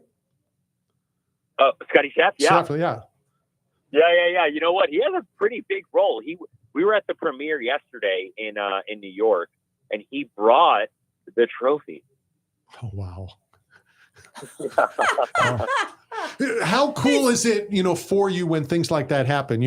Fans coming up to you, and we're going to talk about the Tampa Bay Comic Convention, and when they come here next week, when fans come up and show you and tell stories and whatever. So how cool is it when something is exciting for you, like seeing the trophy? Yeah, I mean, Scotty Chef shows up. That's exciting enough. He brings that bad boy. Man, it was a party. We had the best time. Bad Bunny was there. Shooter McGavin was there doing his finger guns. It was a good night. But can Scotty, putt a golf ball with a hockey stick? Probably. We had a couple greens set up at the premiere where people could try to use a hockey stick to put a ball in. So I bet there's video of that somewhere. I hope there is. So Chris, as an actor, do you love like the blockbuster, like the Happy Gilmore like name and franchise and success, or do you take a great pride in like Grandma's Boy, like where it's like more of like a cult movie? But for me, I resonated with that movie. I really thought Grandma's Boy was a really well done production. I mean, that's so funny because I feel an attachment to both of them. I was 13 when Happy Gilmore 1 came out. So a 13-year-old boy, it was a big deal. And then Grandma's Boy, that was my first movie I ever did. I was a PA for the first time on Grandma's Boy. And who would think, like, when you're 13 and you're watching Happy Gilmore and you're getting such a kick out of Adam Sandler, and he's so funny, and you're like thinking this guy's great, and then you're looking at your sister and you're thinking, yeah, what? And then she ends up marrying him, years later. Isn't that like just such a serendipitous thing in life?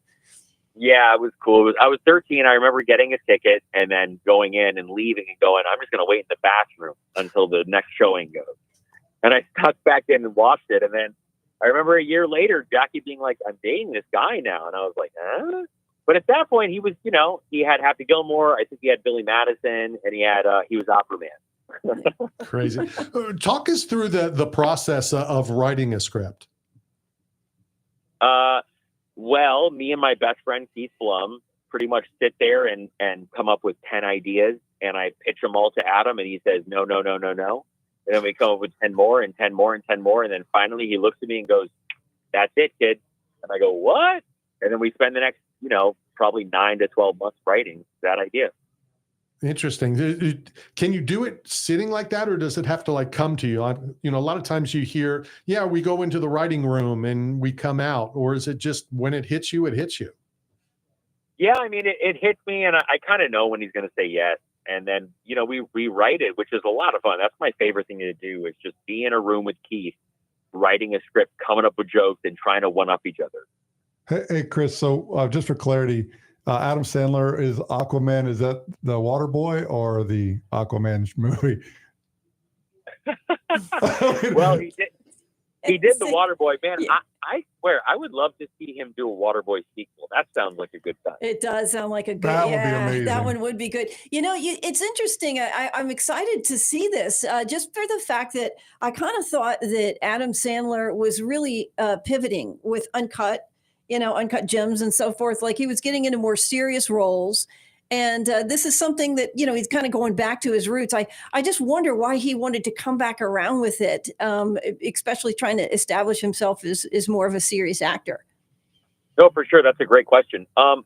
Listen, I have that question as well. And I think it comes back to he's doing side quests. He's kind of already won at life. He's got the wife. He's got the 2 kids. They're both great. He's doing movies, and it's kind of just, what? Let's do some drama now. People have been pitching him to him for years, and he's really, really good at it. Yeah. What's the family basketball game like? Well, that's how he stays in shape. He does about an hour of pickup every day. And man, I am 6'3", and I am in shape, but I am not athletic. So I couldn't tell you. Does he have the whole crew? Do they all play, or is it just, I know he does, but does he, lunchtime, all right, we're going out, let's pick up a game? No, that's exactly it. You're exactly right. Where he plays an hour a day, his whole crew plays. They're really good. By the way, you do anything for an hour a day for 20 years, you're going to get good at it. So getting in that game, it's a serious game, man. I play pickleball an hour a day for a long time, and I'm not getting any better. Well, I've heard about you through the grapevine, man. We'll get you some lessons. Okay. All right. Perfect. All right. So now that Happy Gilmore 2 is coming out, what projects are you working on? Is there anything that you can talk about? Sure. Well, we did a Subway and Happy Gilmore 2 collaboration commercial. I'm in that one with Shooter McGavin, Christopher McDonald. I have a Snickers commercial coming out in a month, and then I just sold my new script to Netflix called 80K to Blow. Oh, nice. Congratulations! Congrats. That's great. Cool. Very cool. Thank you. Where will you be? When it comes out, are you going to watch it at home? I'm sure you've already seen it, but I mean, will everybody get together and watch it again, or how does that play out? You know what's so funny? They edit because it's Netflix. Like you used to have to edit up until 2 months before, and then have to send out the reels. And now you can edit up to the day before because you hit enter and it just uploads. So the movie keeps changing and changing and changing. I don't know if it's going to be like a big family get-together watch. The Sandlers right now are in New York. They're shooting movies up there, and I'm in LA. I just got back last night. So I think it's going to be a big text. We have a big text chain going. Very, very cool. Final question for you. How long did the whole process take from start to finish? Happy Gilmore 2? Yeah. I think it was definitely 2+. I think it's like 2 years and 2 months, call it. That's crazy. Oh, that is It's crazy. how What that about goes just the script portion of it? Like when you talked about having this idea that you'll pitch, and then once you get a yes or so, what is the length of time like from that yes to the end of the script of having a script finished? It's getting less and less. It was 12 months and then 11, and now it's probably down to 7. Okay. Good stuff. Chris, I appreciate your time. We're all excited about Happy Gilmore 2 hitting Netflix this weekend. I know Ed got your address. We're going to send you a thank you package from 8 Man Strong for coming on and chatting with us today. Perfect. Thank you so much for having me. Please watch the movie Happy Gilmore 2 on Netflix this Friday. There you go. And I don't know how anybody wouldn't tune in I know. I and was watch very Happy excited Gilmore when 2. I saw it. You know me, I don't watch movies. Yeah, but and I can't wait. I will watch that as soon as it hits. All right, let's go hit a quick break. Coming to you live from the Tan Talk Radio Networks. This is Knockout Radio.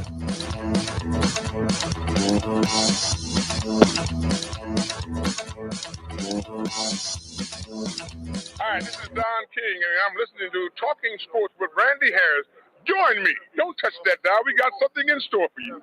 Got bills and looking for work, but nobody is hiring? Staff Zone is, as the leading provider of commercial construction, industrial, and special event staffing throughout the Southeast, Texas, Las Vegas, Salt Lake City, Kansas City, and many other locations. Staff Zone has plenty of work for you, and they need you now. Don't wait. Go to www.staffzone.com and find a branch closest to you. Work today, get paid today. That's the Staff Zone way. Say goodbye to outdated equipment and welcome the latest smart technology into your home. With Cool Breeze AC, you can effortlessly control the temperature and create the perfect environment from anywhere at any time. Call Cool Breeze today at 727-954-3605.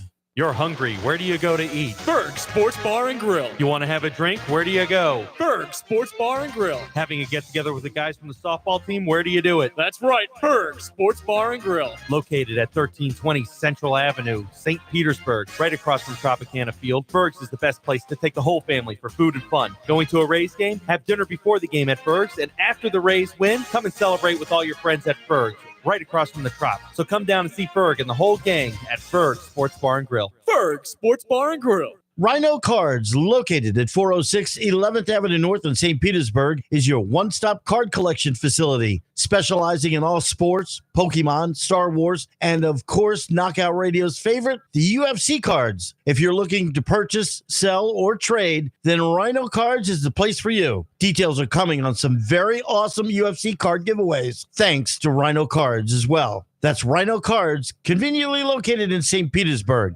on 4th Street and 11th Avenue North. The once-a-year event is back. Tampa Bay Comic Convention is coming your way August 1st through the 3rd. Join the ultimate 3-day pop culture experience where you can meet your favorite celebrities, explore an immersive vendor hall, hear special guests share stories, and connect with a community that shares your passion. Tampa Bay Comic Convention is the perfect place to bring your family, make new friends, and share unforgettable moments with fellow fans. Save on tickets now with promo code MAGIC at TampaBayComicConvention.com.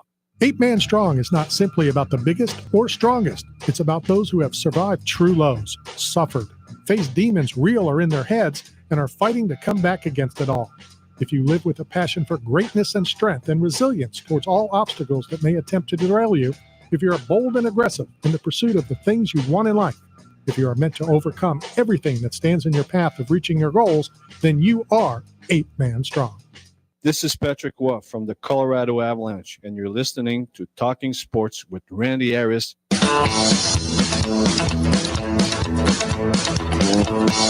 Hi, we're back coming to you live from the Tan Talk Radio Networks. This is Knockout Radio, brought to you by 8 Man Strong and Staff Zone.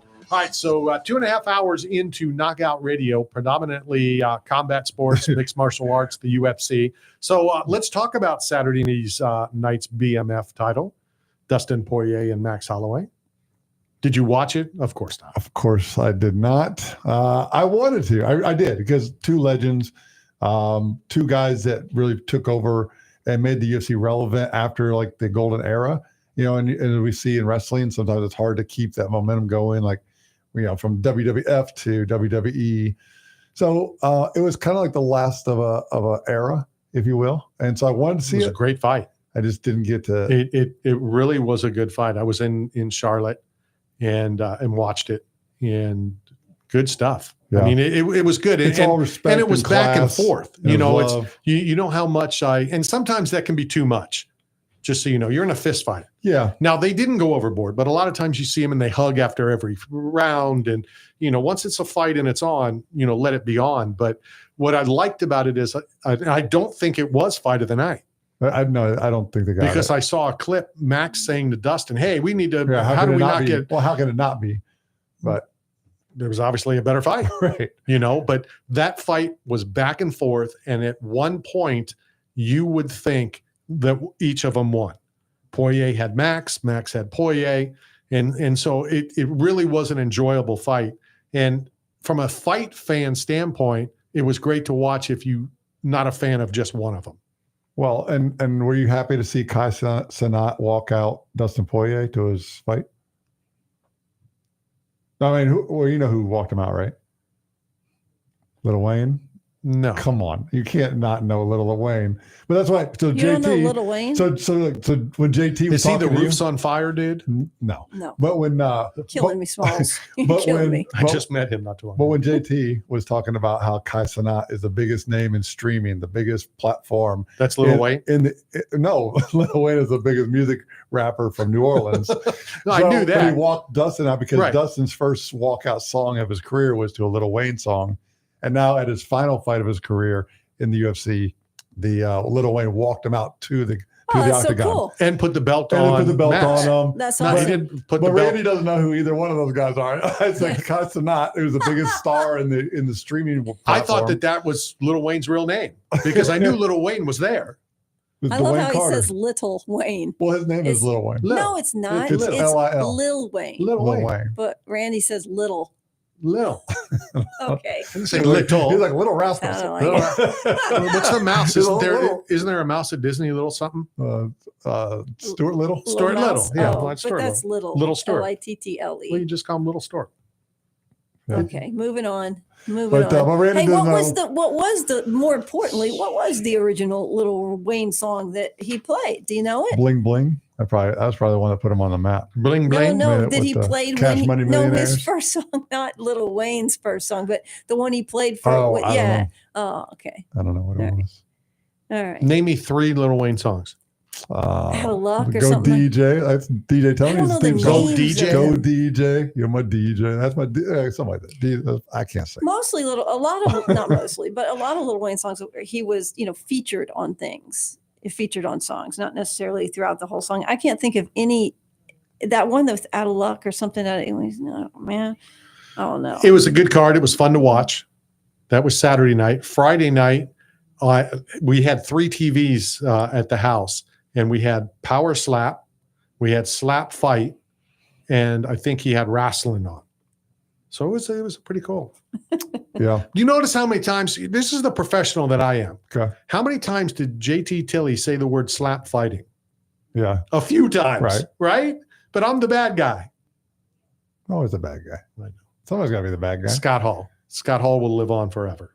Yeah. He is the bad guy. Chael Sonnen's It's probably the one of bad the guy. most iconic lines. I mean, talking about liners earlier about McKay and but what's the line he says? Something about bad times don't laugh. Yeah, no, that was his induction speech. Tough guys. Yeah, the bad times don't laugh. It's not there, but bad guys do. Yeah, the best. And that's I one know of I've those. told the story numerous times when he was one of those few people, him, Chris Daughtry, for different reasons, were my bucket list of to meet. And when I met Scott Hall at the Atlanta airport at the train thing. Yeah. You know, the tram, not the train. The train's outside the airport. The tram's inside. And I heard that voice and I turned around and I'm like, holy cannoli. Yeah. Scott Hall, living and breathing. And then he passed away a few years later. And then Wes Sims and Mark Coleman were at an event with Hall and Nash. And he got Scott Hall to do a liner, which I don't know if you've seen it on the Book of Face, but he cut off the very beginning of it, Westopher Sims III.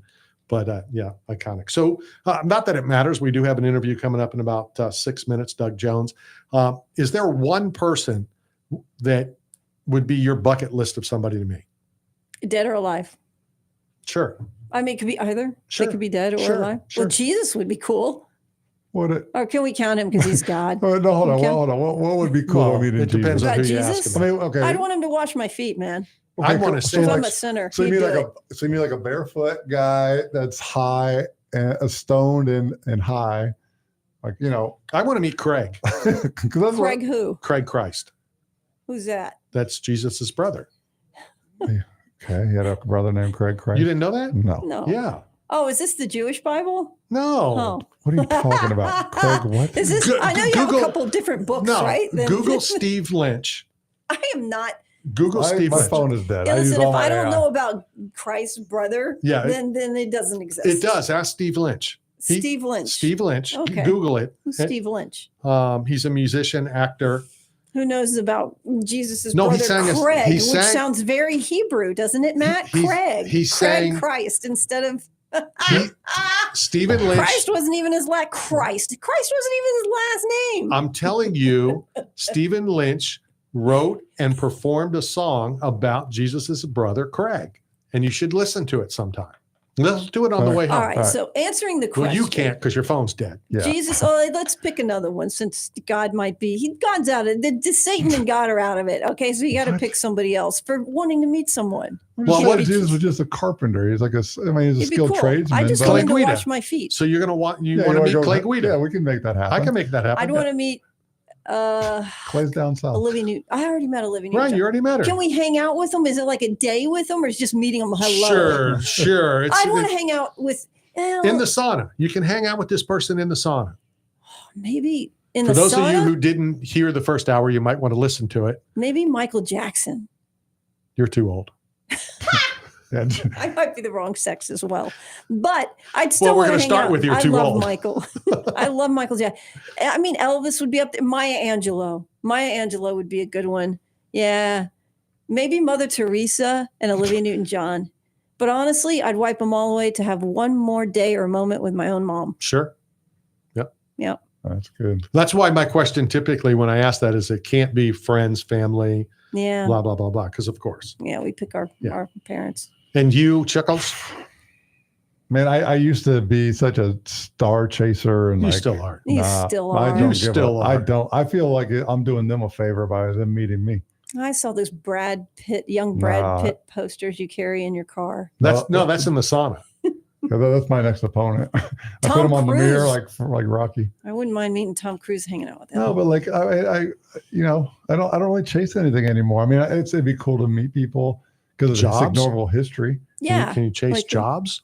I have like 7 jobs. Look, that's the thing that's crazy. Like, why Can I do have one of them? Well, like I'll help. I can help people like build their business, but I can't give up being me. It's hard. It's hard to like give up you to like go help somebody else build their dream. So like I'll help you, and I'll give it everything I got because you're paying me a currency for a task you would pay someone else to do anyway. And I'll give you the best of me when I'm there. But Hey, I can't. Randy, just how have does a- this answer the question I of can't have one who would you like identity. to meet? How can I have one identity? I want to have all identities. But who would you, if you could spend a day with somebody, who would it be? Like, yeah, you got to spend a day with somebody, pick somebody. I mean, who would you, that you haven't met? Man, that's a And it good can't be question. Randy. Well, because I'd turn it down. I mean, Randy's a goat, man. Don't like the whole timing thing. Randy's the best at maximizing time for value. Showing up on time, No, too. he coordinates. There's bad weather. No, but he knows everything going on. He's a schedule and a timeline where you can hit 5, 6, 8 things in a day. Military man. And be at all places for a short period of time. Remember that you were there. Snap a picture with who needs to be photographed with and get out. Like, he's not a dweller. Like, Randy moves quick. He ran me into the ground in New York, and I was sleeping. No, but I'm just saying, like, back to choosing. Look, Randy doesn't get the credit he deserves. No, because he's a G at what he does. He doesn't get the credit he deserves. I agree with that. But I agree with that. Yeah, hanging out with Randy for a day is fun, no matter what we do. I've always said that. Well, about not Randy. locally. No, but even locally. No, I'm saying it can't be locally. I mean, well, we you lost your destroyed- phone on the track at the go-kart track. I mean, like crashing into the barrier. You got to pick somebody you don't know. You got to pick somebody. And Randy, who would you pick? You know, I don't know. I'd really have to think about it because as silly as it sounds, that person was Chris Daughtry. Oh, that was the person I But you've wanted met to him meet. and ta- yeah. I did get to meet him. I had him on the show twice, gotta and then pick I got another to one. meet him to thank him, you know, for his song. What a voice. It's not even that. It's just the song "Gone Too Soon," Yeah. and I wanted to thank him for it. Yeah. I think I'd want to meet Prince. Multi-talented. He wouldn't talk to you. Had his He own wouldn't. I don't vibe. think No, he doesn't might, talk. He doesn't, but he might play ping pong No, with you he would play ping pong, Yeah. or when he and was beat your ass in it. when he and was then the walk out. halftime show at the Super Bowl. My favorite media event at the Super Bowl, other than broadcasting, was when they would do the halftime show. Mhm. You know, Paul McCartney and blah, blah, blah, blah, blah. So when Prince was there, he walked out and they said Prince will not take questions, but he had a guitar and he sang. Yeah. So some people, and I don't necessarily a big Prince fan, but I'm like, this is cool. We got a personal Prince concert of however many. He picked up one of my friends in a club. She went home with him. We really don't need to hear about more That's sauna another- stories. It's a true story. I heard the ping She pong. was smoke. She was about 5'2". She's a smoke show. So you go down in the elevator? Listen, they had it. She told me all about That's it. a song. He wrote about it. She told me all about it, and she said, "I'm telling you, it was a very impressive experience." Let's get with back, this girl. since you just said it, let's get back throwing on it out track. there. So we'll hit this Yeah. bottom of the hour break. Coming to you live from the 10 Talk Radio Network. We may have a big announcement next week. And Catherine Bell. Yep. I'm really excited about it. Seriously. Catherine JAG. Bell from JAG and from Army Wives and a whole lot of others will be on the show next week. This is Knockout Radio. Hi, this is Boomer Esiason. You're listening to Talking Sports with Randy Harris, so stay right there.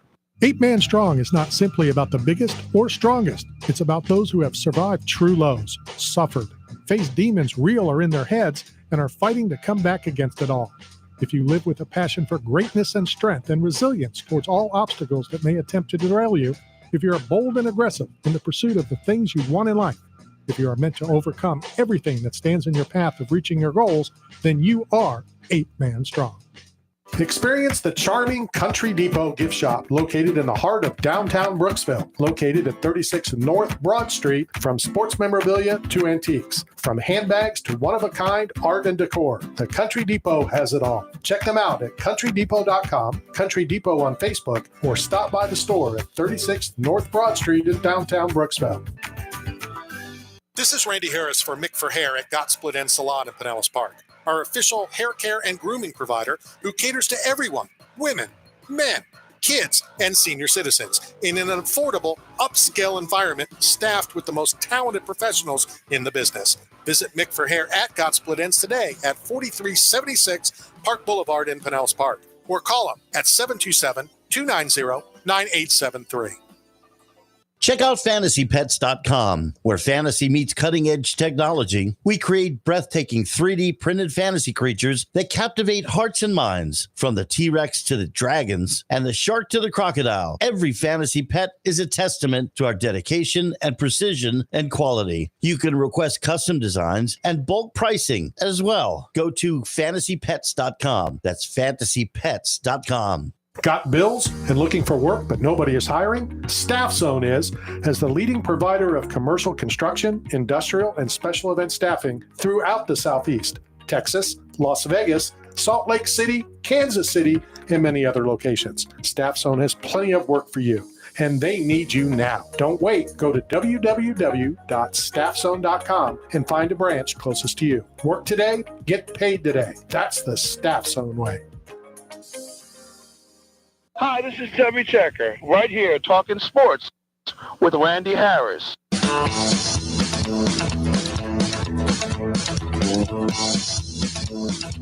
What's the deal with Chubby Checker? What do you mean? The twist? Yeah. That was a pretty cool liner back in the day. Yeah. I mean, do you think people still know who it is now? No. Let's do the twist. No, because most of those people are gone. Yes. Yeah, those are older boomers or silent generation. So which brings up a question, because like I was up in the Villages this week and they opened a Hooters up there. Yeah, I saw the two golf carts in the handicap spot. So, You've got to be kidding me. but it makes sense. That should be. I mean, if you're going to open franchise of Hooters, because the shock You're gonna value kill is off gone. 50% because they're gonna have a heart attack. Yeah, but that's their demographic. I mean, older. I went to the Villages men. for the first time Yeah. when Rebel was here. Jimmy Denning and his new band. Did you catch anything? I've never been. I've Like never been STDs? there, and that's all they are. They're golf carts everywhere. Yeah. One limo and golf carts everywhere. And they have loofahs, and they tell you what color, and that tells you their sexual preferences, and swinging, and what pineapples. Yeah, no, he's telling the truth. The STD He's actually capital of America, they say. Yeah. He says more STDs there than any of us. It's growing fat, like the percentage of people. All right, getting we'll it. get back to talking about last week's UFC, the BMF, Max Holloway, and what a fight that was with Dustin Poirier. But as we continue talking about why you should go to the Tampa Bay Comic Convention, not why you shouldn't, and that's because you're going to be on stage. Don't come see me. But one reason that you do want to go is another guest that's on the phone with us right now, and that's Doug Jones. Doug, how are you? Hey, I'm doing great. Thank you for having me. Well, we appreciate your time. First and foremost, have you been to the Tampa Bay area before? I think it's been a long time ago, and I think is there a university there? Yeah, University of Tampa, there's and USF. Beautiful. Yeah. There you go. I might have spoken there did a speaking gig there, but that was been maybe 10 years ago. Okay. So I'm due to come back for sure. And you're doing that next week. And that's right. Talk about the Tampa Bay Comic Convention, and we've had a lot of We've had a lot of people on. Donnie Most was on. Anson Williams was on last week. What's that like for the celebrities? We see the fans and they're like, "Oh, this is so cool." But how cool is it for you when people come up and tell you stories and what you and your career have meant to them? Well, that's just it for me. When I have a 39-year career on film and television, playing a lot of monsters in science fiction, horror, comic book movies, fantasy. So once that movie or TV show wraps and it's out there, you never know where it lands, who it lands with, how do people react to it. But when you make these appearances in person and you have a line of people waiting to tell you how much they love you, you cannot hate that. It's a wonderful thing to hear the personal stories. And my favorite thing is when I hear someone say that, like the heartfelt moments where I was recovering from cancer, and during my treatments I binge watched something you were in, or my dad and I used to share watching this movie over and over again, and now he's gone and it reminds me of him. So those are the things that, wow. So maybe it was worth doing after all. What, when fans come out, they get pictures, they get autographs and stuff. So when they bring stuff up to you to sign, has there been something that blew your mind? It was unique. It was a one-of-one kind of thing. Oh, I didn't even know that existed. Oh, all the time. Yeah. Well, because again, with a 39-year career, I've done a lot of major titles, and I've done a lot of obscure things too. So oftentimes I'll get a DVD cover of something I forgot I was even in. Right? Like there was a very low budget movie called Jack Frost, not the Michael Keaton one, but Jack Frost, like this indie horror film thing, and I was in Jack Frost Part 2, even lesser, right? Sequel. Yeah, but you so were also in The Shape of Water. And Right. And that garnered an Oscar for Best Picture. Talk about how that felt, especially typically horror movies and the type of movies that you're in aren't in those types of categories. That I imagine that would have been quite special. It really was. Thank you for asking about that. When I got to attend the Oscars that year and hop up on stage with everyone when Best Picture was announced for us. That was the first time that I've ever seen a movie with a monster on the cover get Best Picture at the Oscars. The Academy doesn't normally vote for rubber bits, but when Guillermo del Toro that was my sixth film with him as the director, and so I know him very well. And when he described what he was going to make before the script was even written for that, he told me the storyline, what he wanted me to play, the romance that was going to play out. And that I was going to be a fish man falling in love with a mute cleaning lady. Only he could pull this story off, by the way. And win Best Picture. Right. And so when he finished telling me the plot line and what he wanted me to do, I said, with goosebumps on my arms, I said, "This is your next trip to the Oscars." And did I call it? 13 nominations and 4 wins, including Best Director for him, too. Yeah, and I bet it's crazy too, because you go up there and everyone's like, "Oh wow, who's that guy?" And Yeah. you're like the star of the show, and people don't probably recognize you. It's put me in a very, very comfortable place. I've been, like I said, I've been in a lot of major titles over the years, and I can still go to a coffee shop and have my anonymity if I want it. But places like the Tampa Bay Comic Convention, I'm announced and people look me up, and it's like, oh, so that I go there and I can be a famous guy for a weekend. It's kind of fun for me. We are talking to Doug Jones. He'll be here next week, the Tampa Bay Comic Convention. Talk to us about what memorabilia, if you have been able to take from any of your shoots, your jobs. Is there anything that you've been able to take home? And then I'll tell you the Anson Williams story. Oh, okay. By the way, Anson Williams directed me in a independent movie once years ago. He's a very fun director as well. But okay, so I've never been able to save any props really, like a really cool knife or spear or But what I tend to do is wearing prosthetic makeups. When they're taking that prosthetic off, they usually cut it up and trash it at the end of the day.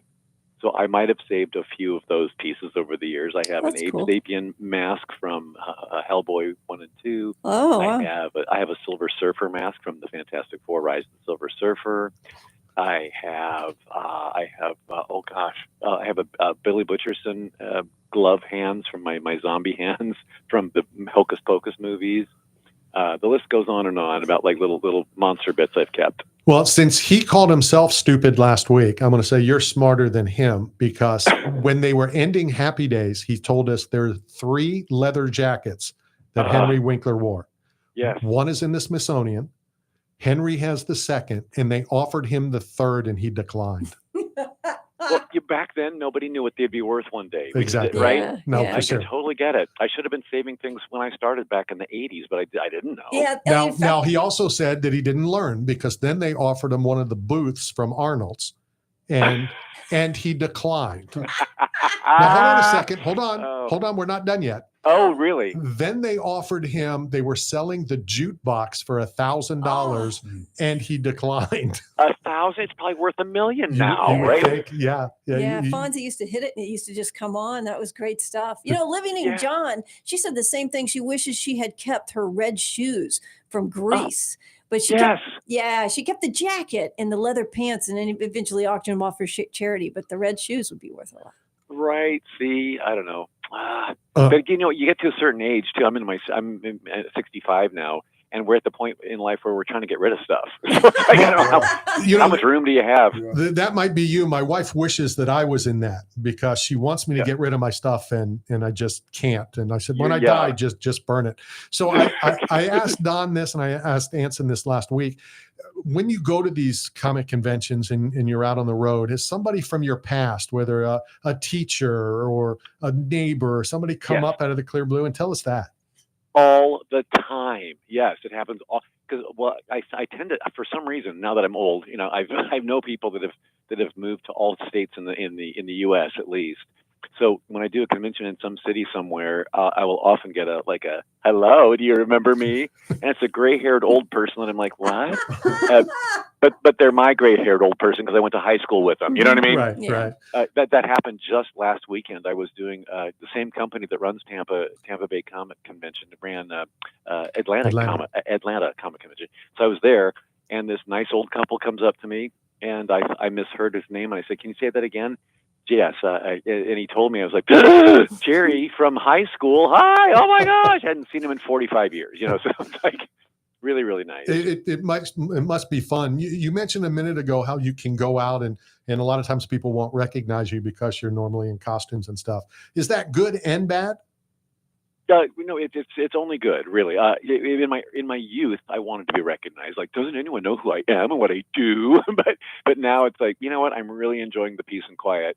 But I will say, in later years now, since Star Trek Discovery came out in 2017, and The Shape of Water came out the same year, I was doing an awful lot of press that year. It's a ton of press, especially with award season. So a lot of pieces were being done. A lot of major press outlets were doing pieces on Doug Jones and then retrospectives. He's also been in this, that. So then they were marrying my face in video interviews, TV interviews, magazine photos, that could say, oh, that face was all these characters. So now I do get stopped in airports occasionally, and I do get stopped in restaurants occasionally where someone says, "Excuse me, are you Doug Jones?" That's so great. But I never get a mob scene. It's just always a one-off here and there, and that's very respectful and very nice when it happens. What's it like for you when you go to these? You were in Atlanta, like you mentioned. You'll be in Tampa, next weekend. When you run across either people you have met at other conventions or somebody that, hey, I respect what they've done. I'd like to go over and meet them. Oh, me meeting other actors, right? Yes. Oh, it happens all the time. I love it. Oh my gosh, I geek out a little bit here and there. In fact, the last one I did in Atlanta, the next table over from me was Priscilla Presley. Oh, that's lovely. Right? I mean, legendary. Yeah. So meeting her, and I don't know how old she is now, but she looks fantastic, and she's her sharp as a tack in her wit and her mind. Well, I put you in the legendary category, Doug, for Monster Men. Oh, yes, Well, I think so. bless you. I'm going to just mention for those of you who aren't familiar, because you don't realize, you don't look at when you're not looking at a person's face, but The Shape of Water, Pan's Labyrinth, Hellboy, fantastic, Fantastic Four group. Hellboys, Nosferatu, Hocus Pocus, the Bye Bye Crimson Peak. The list goes on and on and on. And I'd like to know, what is one of your maybe one of your toughest shoots that you had, because we know that you have to wear a lot of prosthetics, a lot of makeup. So if you can share kind of one of those memories, that would be nice. Well, when you're wearing of my monster and creature roles, none of them were easy. Let me just say that up front. But the most difficult probably would have been Hellboy 2: The Golden Army, the sequel. That we were working in Budapest, Hungary, 6 days a week, and for 6 months. It was a 6-month shoot. So just the continual put the rubber on, clean the rubber off, put the rubber on, clean the rubber off, and then the work days. I had to be an actor in the meantime, right? So I had to memorize dialogue. I had to stay keep my energy up for a performance for 12-hour shoots. And how long did that take? I remember when I was in Edward Scissorhands, but I got cut and my part got scissored out. But and here I am. 10,000 comedians out of work, and I got this knucklehead over here. I still get $20 a year on it in residuals, but there you go. Of course. But I was watching. We're getting fired. Huh? That's nice. So I was watching Johnny Depp, and next to me, it would take hours and hours to go through his makeup. What is the longest period of time that it's taken for you to sit there and have everything put on? Right. That would be, again, the Hellboy movies, playing Abe Sapien from those the blue fish guy.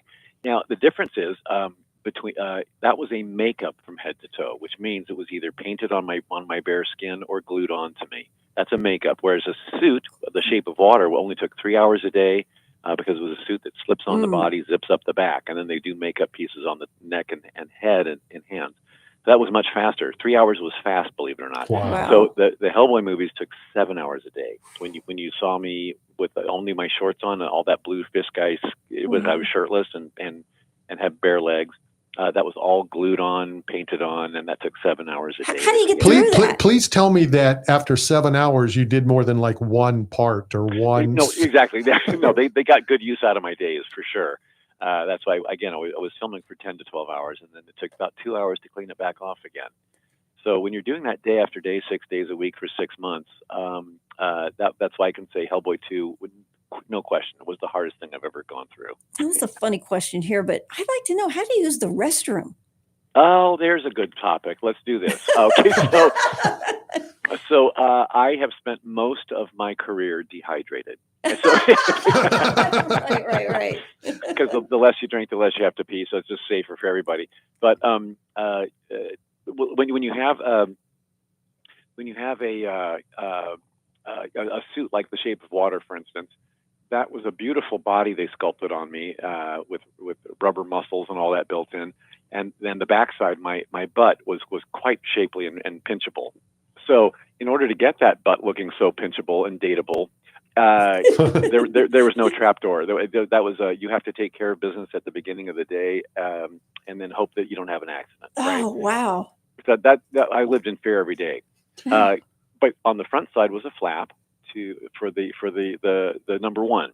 Okay, well that's good. Well, okay. Okay, but the flap had snaps on it, and you had to come up and you had to dig in for the business. So I had glued on hands with webbed fingers and claws. Oh my goodness! So do you think I'm going to go? No, I'm not going to do that. I couldn't. And then I'm sure the director's yelling, "Time is money! Time is money! Let's go!" Exactly. So. And no one wants to help you with that. At least, I think. No, you don't want to take a friend to the bathroom.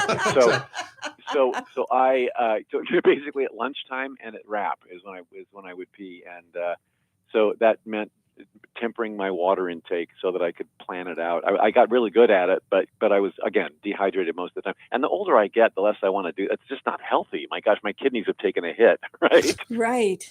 Well, we are talking to Doug Jones, comes to town next weekend for the Tampa Bay Comic Convention.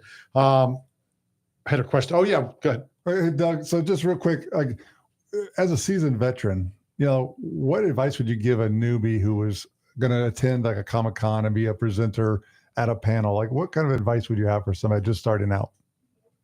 Oh, an attendee, like someone to come to the convention. What would they do? No, more like a panelist, somebody who lived a character and was offered an opportunity to tell their real life story at a convention. Oh, there you go. Yes. On August 2nd at 11 a.m.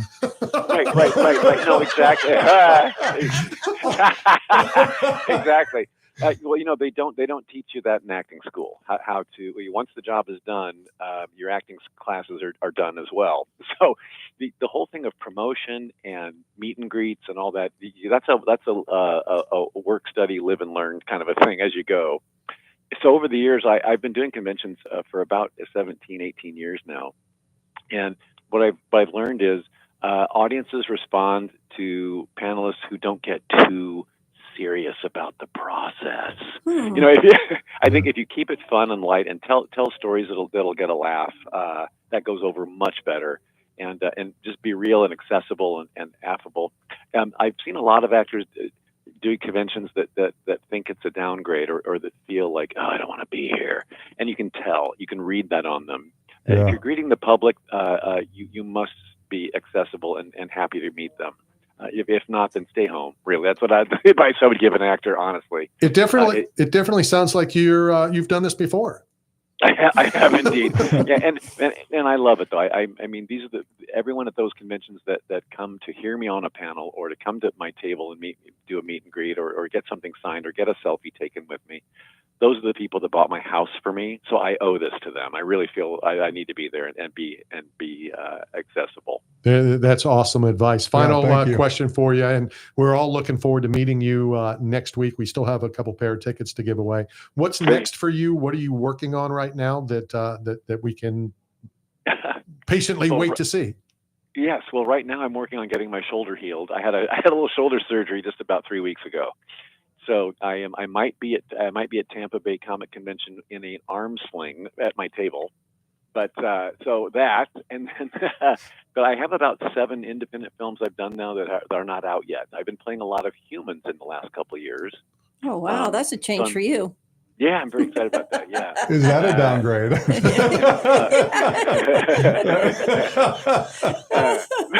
But they're human. Sometimes they're demons that are in human form, or a ghost that's in human form, or I've played a lot of good guys, bad guys. I did a Christmas movie called All Is Merry and Bright, where I play a smarmy delivery guy.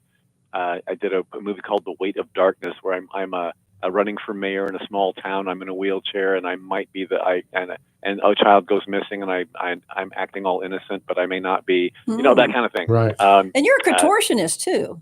Is that correct? I think I've read that. Yeah. Well, again, in my youth, I could go and let my legs behind my head, and that considers me a contortionist. That's a fun date. Wow. Depending on the venue, it's exactly. I think we're getting canceled. It was a fun show. It was good until then. It's a family show now. Yeah, right. Exactly. Well, Doug, we appreciate your time, sir. I know that Ed took your information. We're going to send you a thank you package from 8 Man Strong, and I'm looking forward to coming out and meeting you on Friday. Please do, and I can't wait to hug on all of you.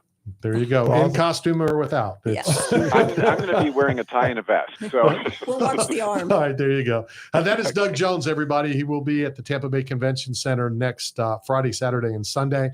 Check him out. We'll be out there. You're going to be on stage on Saturday. Yeah, and you can come help me pay for my house, Randy. There you go. There you go.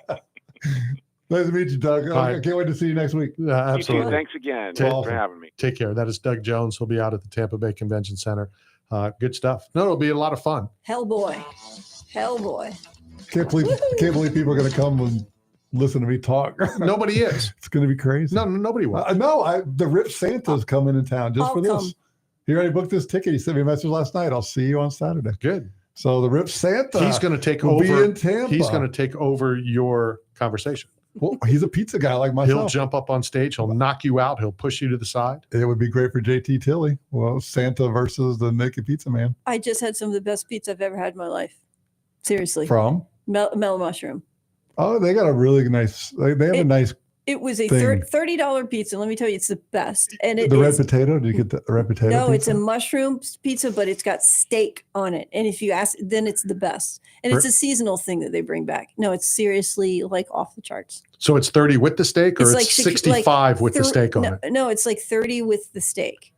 And it's got, or maybe the steak's a little more. Randy hates me because I'm a fan of mushrooms. But yeah, I'm just a fun guy. It's got 3 or 4 I don't understand what that means. shiitake mushrooms, all different kinds of mushrooms on Mushrooms it. I with the eat steak. mushrooms. And then I'm a it's fun guy. garlic Well, sauce. you're really not. But It's really good.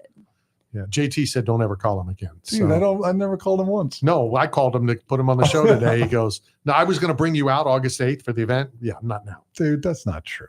JT is great. No, he is. I mean, and he's got a great creative mind, and I would love to be a part of some of that. I'm telling you that the biohacking grappling tournament, there's still a manhood innate thing where you want to dominate another man. But if you're smart, wait. Well, that's him back in the sauna again. Guys, I'd like to know about this. You're back in the sauna. No, Randy, but you like to dominate another man? No, listen, no part of that. Every hero wants to like take their opponent and like have physical power over them, make them tap, make them submit, like wave the white flag. Sounds like a bad scene from Outlander. I'm just saying. It sounds like his sauna. But no matter Travis. how high the intellect, there's still that innate human component of testing yourself against another man for bravery, for toughness, for pride, for ego. Not really. And so, like, that's why Zuckerberg and Elon were going to do an MMA fight. Why? No, they wasn't going to do it. They were never going to do it. Biohackers still want to have that same feeling without the trauma and the. I think the part risk. of what you said is right. What's that? Part of what you just said is right. The bio part. Because I mean, look, Diego the Nightmare Sanchez just got arrested for disarming a firearm as he drove past a car wreck or some. Well, what's that got to do with anything other than him being a moron? Because MMA fighters, as they started to age, we're starting to see decline from CTE and concussions. Absolutely, we're going to start seeing more and more of this. You don't look at BJ Penn. No. Look at our legends. No. Randy. You're wrong. You think I'm wrong? Yes, I think you're wrong. Come on, man. We got to start protecting the brain. For the amount of people that have been in combat sports, for you to pick out 2. Ali. I mean, boxing, we know now that it's an organ, and the more trauma it takes, the worse it is. I'm not denying that, but you're saying for Diego to take a gun and shoot had nothing to do with, he's just crazy. He's been crazy. Right. We talked to Wes Sims. Everyone who goes into MMA has mental health issues. Well, you have to be a little on the slightly mental to be in a combat sport. Right. Also, sure. people you have who to go be a into little radio, they're totally. Or people in radio who bring knuckleheads in. I'm just saying, even biohackers want to test their manhood. Thank God this show is over. I want to thank everybody for tuning in. Hit the radio station up. You can hear the downplays. See everybody next week with or without these 2. Leslie's going to be late leaving here. It's bad weather, guys. It's bad weather.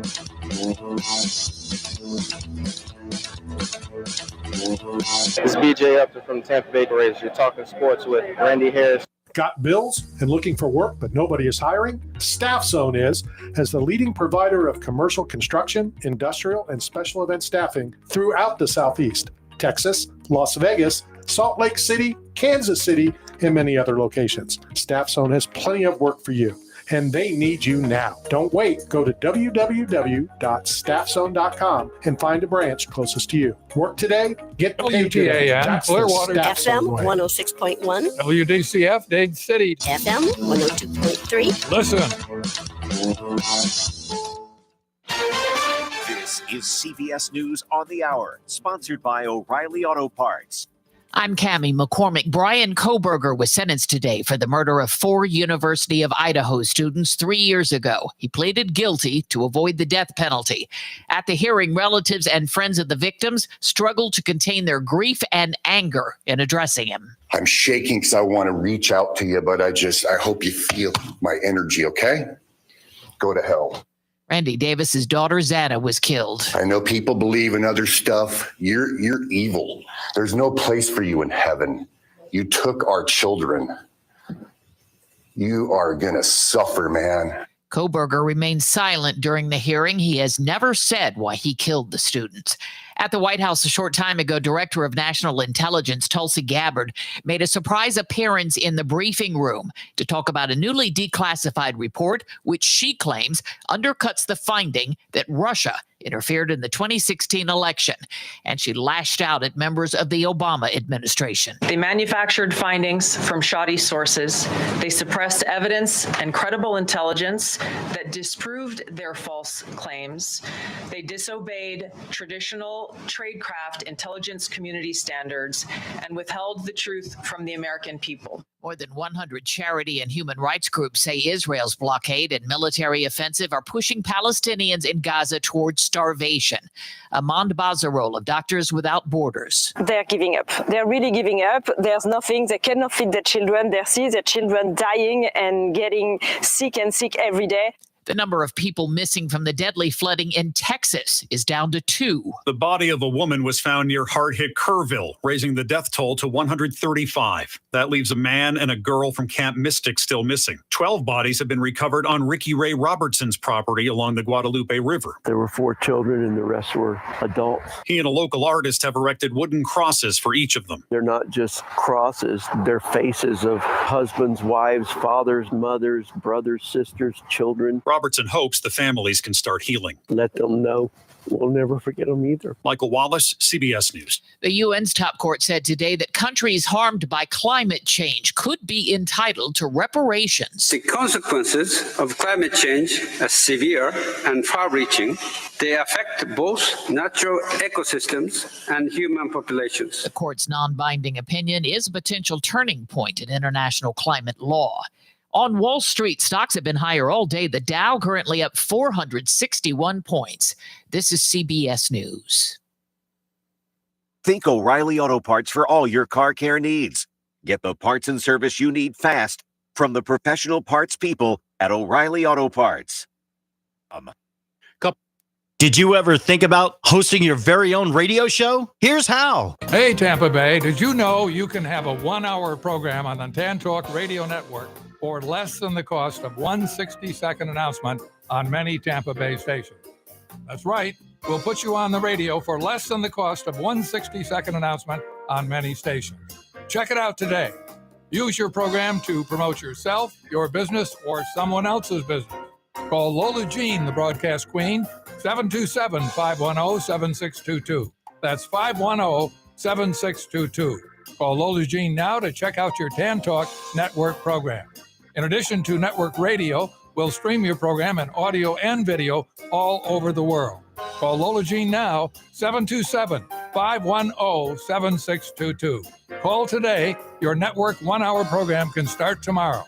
Broadcast your message in audio and video on the TAN Talk Radio Network.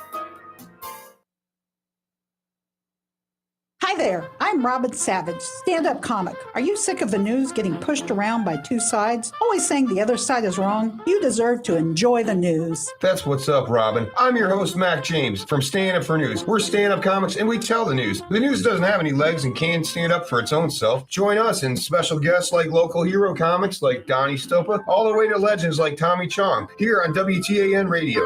Every Thursday night from 6 to 8 p.m. Are you a writer, inventor? Do you have questions about your intellectual property rights? Well, tune in every Tuesday and Thursday morning at 11 o'clock for Joy on Paper. Once a month, I will have a special guest, the writer's legal eagle, Bill Larson of Larson & Larson, who can answer your questions. Protect your valuable work. Email me your questions to patsy.radio@gmail.com and then listen in every Tuesday and Thursday at 11 a.m. right here on Tampa Bay's Tan Talk Radio Network. That's patsy.radio@gmail.com. Do you have questions after being injured in a car accident or injured because of someone's negligence? Do you feel overwhelmed or uncertain about the next steps after being injured in a crash? The personal injury attorneys at Peronick, Caulfield, Averill, and Noyes have been helping their injured clients since 1955 and are now on this radio station to provide guidance to you. Listen to FLA Law each Tuesday from 5 to 6 p.m. Let their decades of experience help you and your family. Offices in Clearwater, non-attorney spokesman. Hi, everybody. Ian Stevens here. Have you ever wanted to know what about the entertainment industry? What it's all about, the workings are going on front and back. Well, here at ISEE Radio, that's Ian Stevens Exclusive Entertainment, here at the Tan Talk Radio, 106.1 FM and 1340 AM, I'm going to be here alongside my awesome co-host, Brandy Joy. Thank you, Brandy. Yes. And of course, we'll be here on Thursday nights from 7 to 9 for your listening pleasure and viewing on YouTube as well. So welcome to the playground because we'll see you on the radio. At work or in the car. You're always someplace special with the music of your life on the Tan Talk Radio Network. Hi, this is Tony Tennille. This is Linda Ronstadt. Hi, this is Dionne Warwick. This is Michael Feinstein. This is Liza Minnelli. This is Melissa Manchester.